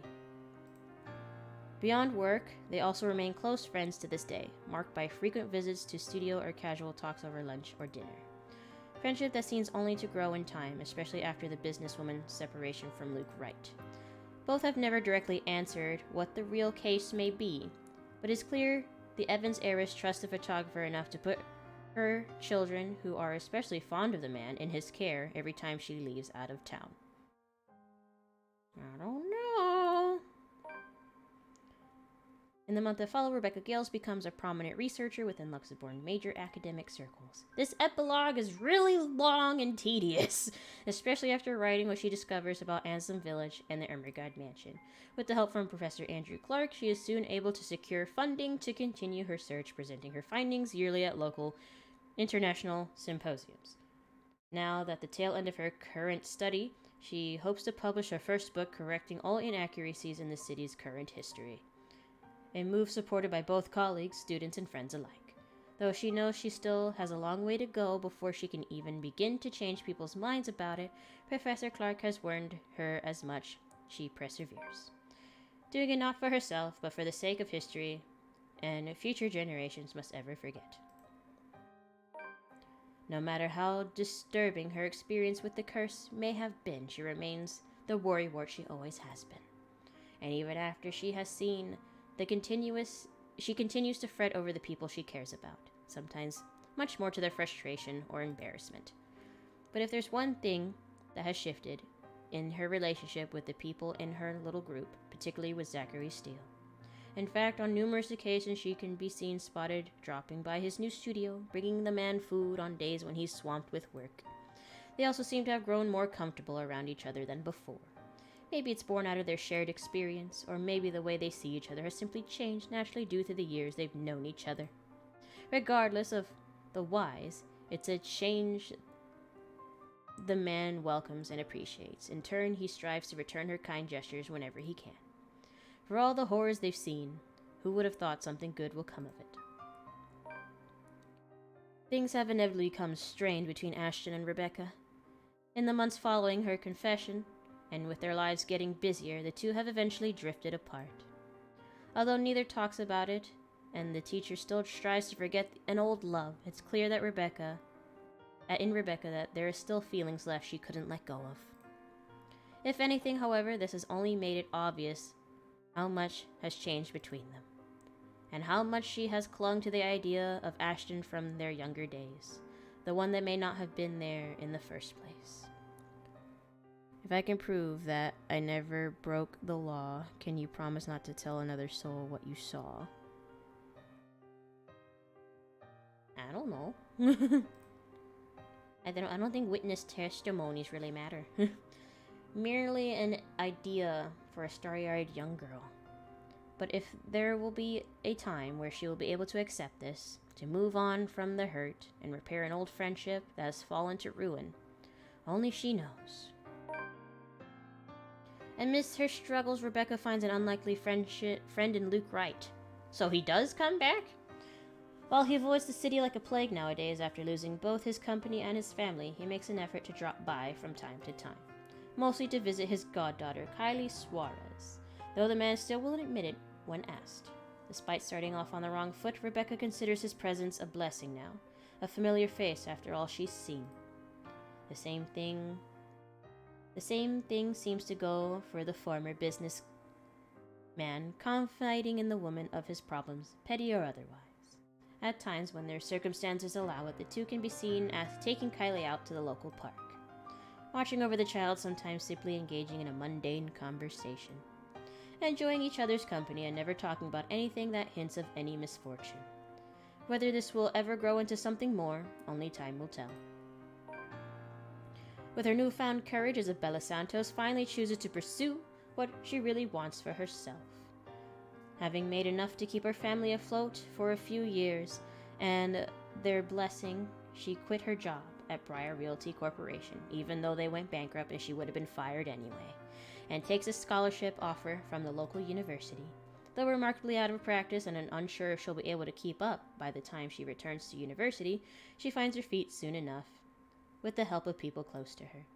And with her confidence in her skill growing, so do the number of people recognizing her and her work. It doesn't take long for several award-giving bodies to take notice of her. For all her accomplishments, however, she has never truly forgotten what happened at the mansion. The images still remain in her, and particularly unpleasant night terrors continue to visit her dreams. She knows those won't ever disappear from her life. It has become a part of her in the same way death has permanently taken from her. However, she is no longer afraid. With a brave face, she carries on, earnestly wishing that someday she'll be able to paint brighter, more vivid thoughts on her canvas. An honest portrayal of life and hope amidst the fear. Shortly after accepting the scholarship grant from Luxembourg University, Isabella moves from Salem residence in favor of staying in a dorm closer to her campus. Although she makes the decision out of convenience, she won't deny also doing it out of desire to avoid another awkward encounter with Rebecca, because Rebecca's awful! Following the aftermath of the curse, the relationship between the two girls have turned lukewarm at best. While no harsh words have been exchanged yet, their wordless silence since the incident has only pushed them further apart. Isabella leaves her home 5 years with a heavy heart. And even though she has jokingly complained about Rebecca's bossy attitude in the past, she confesses missing the woman's fussing. Despite their tense parting, she still carries hope they will one day be able to fix whatever has come between them.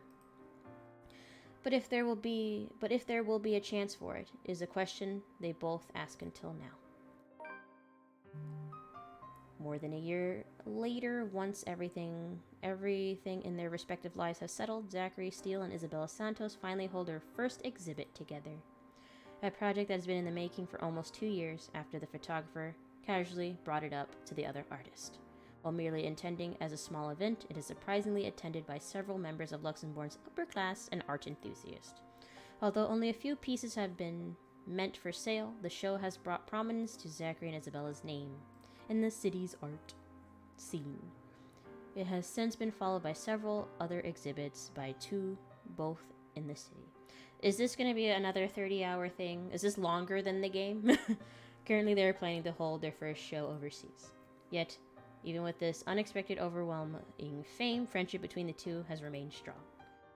Theirs, after all, is a bond that goes beyond being mere partners in a small project. He is her family as much as she is his. He was the only one to believe her. Following his success in bringing the Luxembourg firm case to a close, Ashton Frey receives a recommendation to transfer to Luxembourg's lead agency against organized crimes. Endorsement eagerly backed by the newly appointed successor to the late Chief Inspector Lee, Abigail Harris. Knowing he'll have more resources, leeway, and bigger chance at ultimately bringing Luke Wright to justice, Ashton Frey accepts. He still warns people close to him against Wright and his associates, but only a friendly reminder now, more than anything. Though he does worry, he believes they are wise enough to know that they are doing and trust their judgment. For now, he has decided to leave the evidence and the law to speak for itself and take care of the man once proper time comes. Nowadays, police work and operations keep him busy, sometimes taking him away from the city he grew up in for days on end. A rare thing for him to enjoy once upon a time, yet this time he never loses his drive. Simply growing more determined after having finally found a clear purpose, close to the rush and excitement he dreamed of as a child. Although Ashton still keeps mum about specific details of his work, his experience with the curse has slowly taught him to open up, especially to those who he knows that genuinely care for him. He still has a long way to go, but he knows that. But for the sake of the people who are still with him, those who have chosen to stay, he hopes that there will come a day when he no longer has to hide beyond his own lies. A day where he will no longer be afraid of the truth of his own words. On his days off, Ashton usually is seen loitering around Zachary Steele's studio, either to help him out on one of his pet projects or exasperating the other man on purpose. Either or, it's mostly the latter. At certain times, he'll volunteer to model for one of Zachary's projects in spite of the photographer's reassurance that it's not needed. Regardless, Ashton desists before complaining how meticulous the whole process is. Hours later, to Zach's utter amusement, Though sometimes they may get into small, trivial arguments, things have stayed cordial between the two. If anything, the ordeal they've both gone through has merely strengthened a friendship the detective didn't expect to find in anyone. Achievement, heartstrong. After a bit of fumbling, of a few messed ups here and there, and a moment of briefly allowing their uncertainties to hang over them, Ashton Frey and Isabel Santos finally finds a rhythm. There isn't a soaring love story by any means, nor is it a happily ever after, often told in a picture book the girl has only ever dreamed of having in childhood. Far from it, in fact. Despite what people glimpse their eyes or glean in their gestures, they both know better than to cling to ideals. A stranger will say they're in love, hopelessly, genuinely, and there is certainly truth in it. One only has to look. However, what they never see is this. Beyond the soft smiles, fleeting glances, and gentle touches, only meant for the other is a grief, a terror that never seems to lift, constantly filling their nights with echoes of an unforgiving wail and unwelcoming dreams that stirs either awake in darkest hours of dawn. It's never truly left them and never will. In the same way, the light scar on Ashton's hand will never fully heal. Or the horrid images in Isabella's mind will never fade. But they cope. In hushed whispers and tender reassurance, with light kisses and long embraces. When that no longer suffices, when the horrors become too much for them to bear, they have each other, a warmth to hold on to in the coldest of nights. And for them, this is more than enough. Is it over? Treating each other like teddy bears to cuddle at night because of trauma. Basically. We did it! Isn't that a singer, Amanda Lee?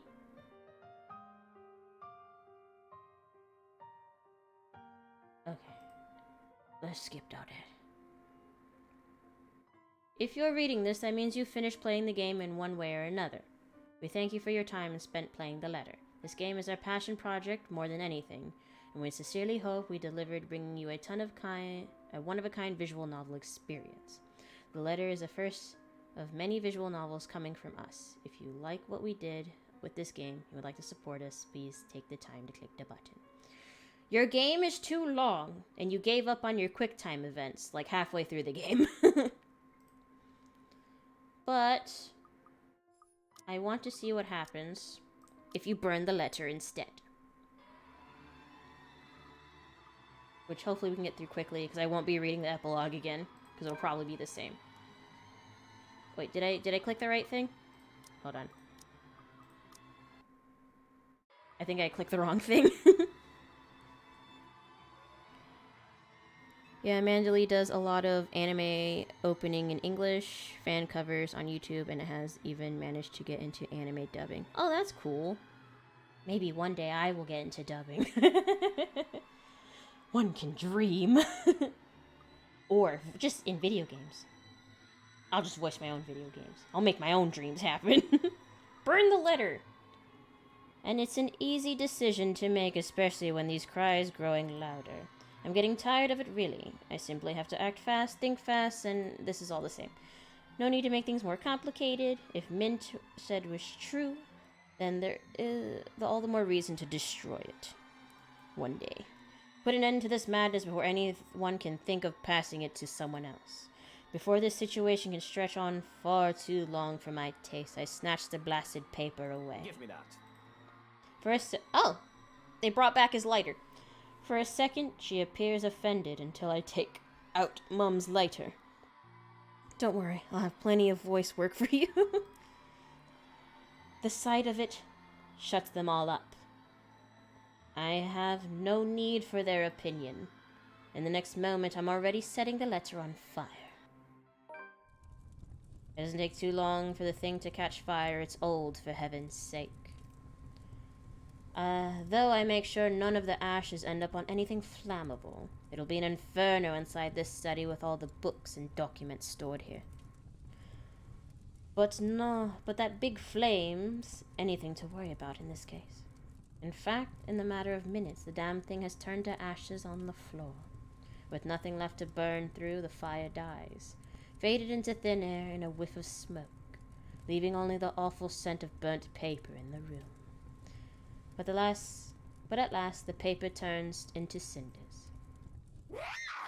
A sharp, agonized wail echoes from somewhere in the mansion before quickly dying, taking with her the horror she has brought upon the mansion. Smoke the letter like cigarette. Slowly before our eyes, the mansion changes again. Blood fading from the walls, ceiling, and the floor, returning the place to its old beauty. Gone is the darkness, quickly replaced by the artificial lights in the room. Even the smell of blood and gore has completely disappeared from the room. Perhaps the only thing undescribable left are the dumbfounded look they're giving me. See, wasn't that easy? Too easy. The achievement was, are you shitting me? For fuck's sake, you people need to get your heads checked. How did you all make it this far in life with that kind of thinking? Don't yell. Well, you can all thank me later for this. You may now show yourselves out of my property before I call the police on you simpletons. Are we all gonna die? I walk out to the study without a single glance back at them. More than eager to finally get fresh air, they can find their way out of this place, I'm sure. Better not catch them again here, though, or I will not be happy. Outside there is only silence. Deafening. Still. The same hush that comes after a terrible storm has swept the countryside. And with it, from the wide-open windows, is the sight of the sun rising above the horizon. Well, maybe people keep getting in if you would close your damn windows. Ever so slowly, the sky begins to lighten before my eyes. Darkness giving way to the warm morning hues, soft rays spilling over the vast expanse of Luxembourg countryside. Easy. Nearby the trees sway and rustle with the breeze, passing draft that carries even into the room from outside, cold enough to make me shiver. The remains of a storm has passed. In the distance I can hear the soft chirping of birds while the rest of the world stirs wakes. Dawn at last. We are free. So you think. Is that it? Was that the difference? That was stupid! So it doesn't matter?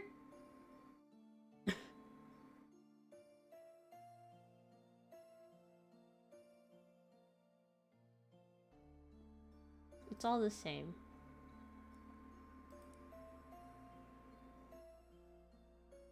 Yeah, it's all the same.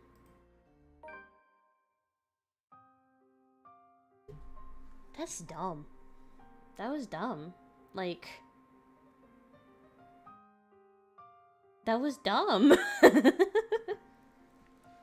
Like, the game overall is decent. Like, it did good, well, atmospherically, it did well. Design-wise, it did well to keep you interested. But I think the ending flopped a little bit.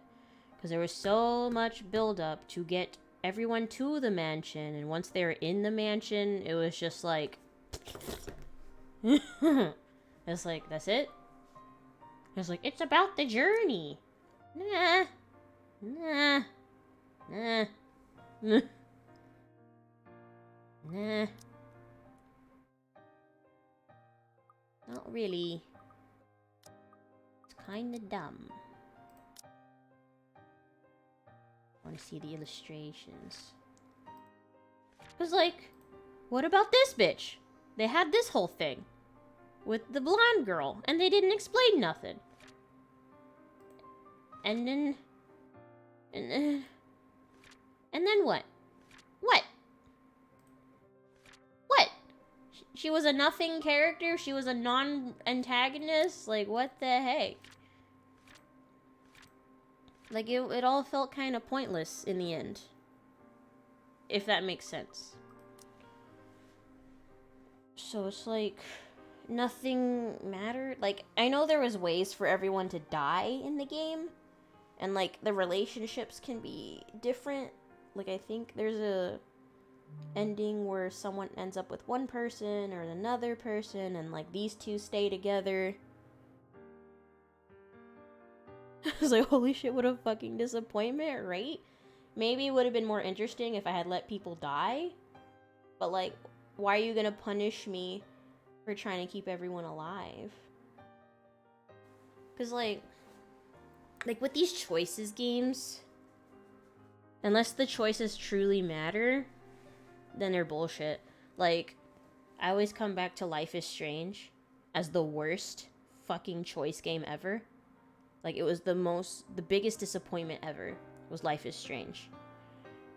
And I even wrote, like, a scathing review when I finished that game. It's probably still on their page somewhere. But it's just, like, you make all these choices and all these chapters, and then, like, at the end, it just comes down to the last two choices, and nothing else mattered. And it's like, why have the choices then? Then your game is pointless. Are you gonna replay it for any other endings? I don't blame you if you don't.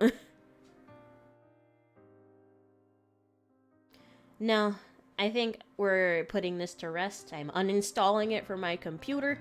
Gotta make room for TF2. Because, like, I am done with this. I enjoyed the ride, but the ending was awful. I'm gonna say the ending was awful. That was sad. Shadow and Hedgehog is also very easily a horrible executed choice game. Pure suffering all the way through.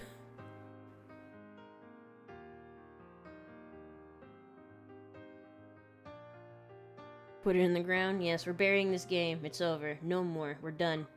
This game is over. We'll never look at it again. But you can't say I didn't finish. You can't say I didn't stick it through. Until Dawn? I mean, I guess, like, the ending is just them talking to the credits, so it's, like, not really a big payoff.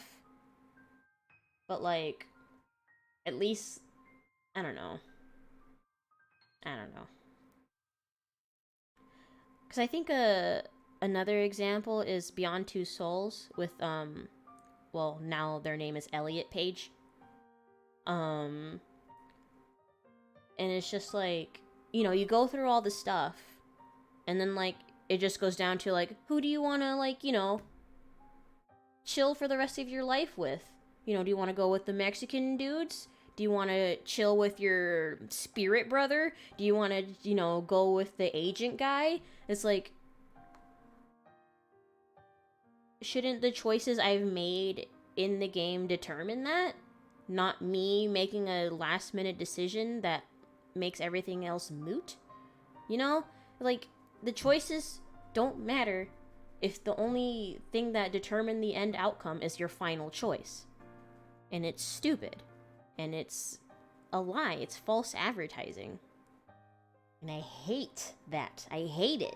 And it's like, why did I experience all of this? For no reason. But we finished this earlier than I thought we would, which is nice.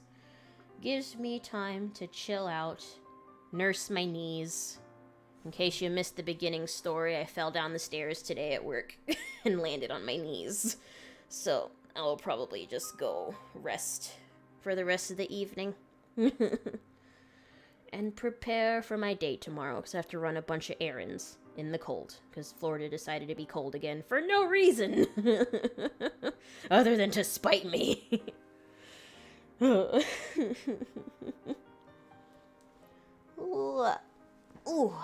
big crack. Crack my shoulders. Alright, thank you for enduring this 10-month journey as it took me to finish this freaking game. I started this game like 10 months ago. And we finally finished because it's so freaking long. Excuse me, I could have also just read faster. Shadow the Hedgehog is the same in that same way. All your choices are made unimportant by the true ending. Heal those kneecaps, right? They're probably gonna be bruised tomorrow. They're not scraped up like too bad, but hopefully it's not like uncomfortable to bend them tomorrow. You know. So sorry to hear about your knees. Hope you get better, finish your errands. Thank you, thank you, thank you, thank you. Yeah, there's a whole rant at the beginning of this video. I'll probably put chapters in it. Just because it was a long rant. Alright. But thank you guys for watching. Thank you for sticking to the end with this. And now we can just burn it from my memory. Just like the house. Never talk about it again. Never think about it. Florida cold impossible? I know, I was surprised too. And we'll move on to other things. Because, like, I'm okay with visual novels if there's, like, stuff to do in them. If it's just reading, then it's boring. If this had more quick time events, because they just kind of gave up. Like, Luke's chapter had no quick time events. It's like they forgot. Like, you introduce quick time events, and then you don't incorporate it in, like, your survival, you know?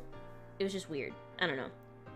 I don't know. This, like, it's not bad for story-wise. It's just the ending kind of flopped for me. Alright. Let me not keep going in a loop of bye and continuing talking. Alright. Goodbye, everybody. Good night. Have a great weekend. Happy Friday the 13th. Good night. Bye-bye.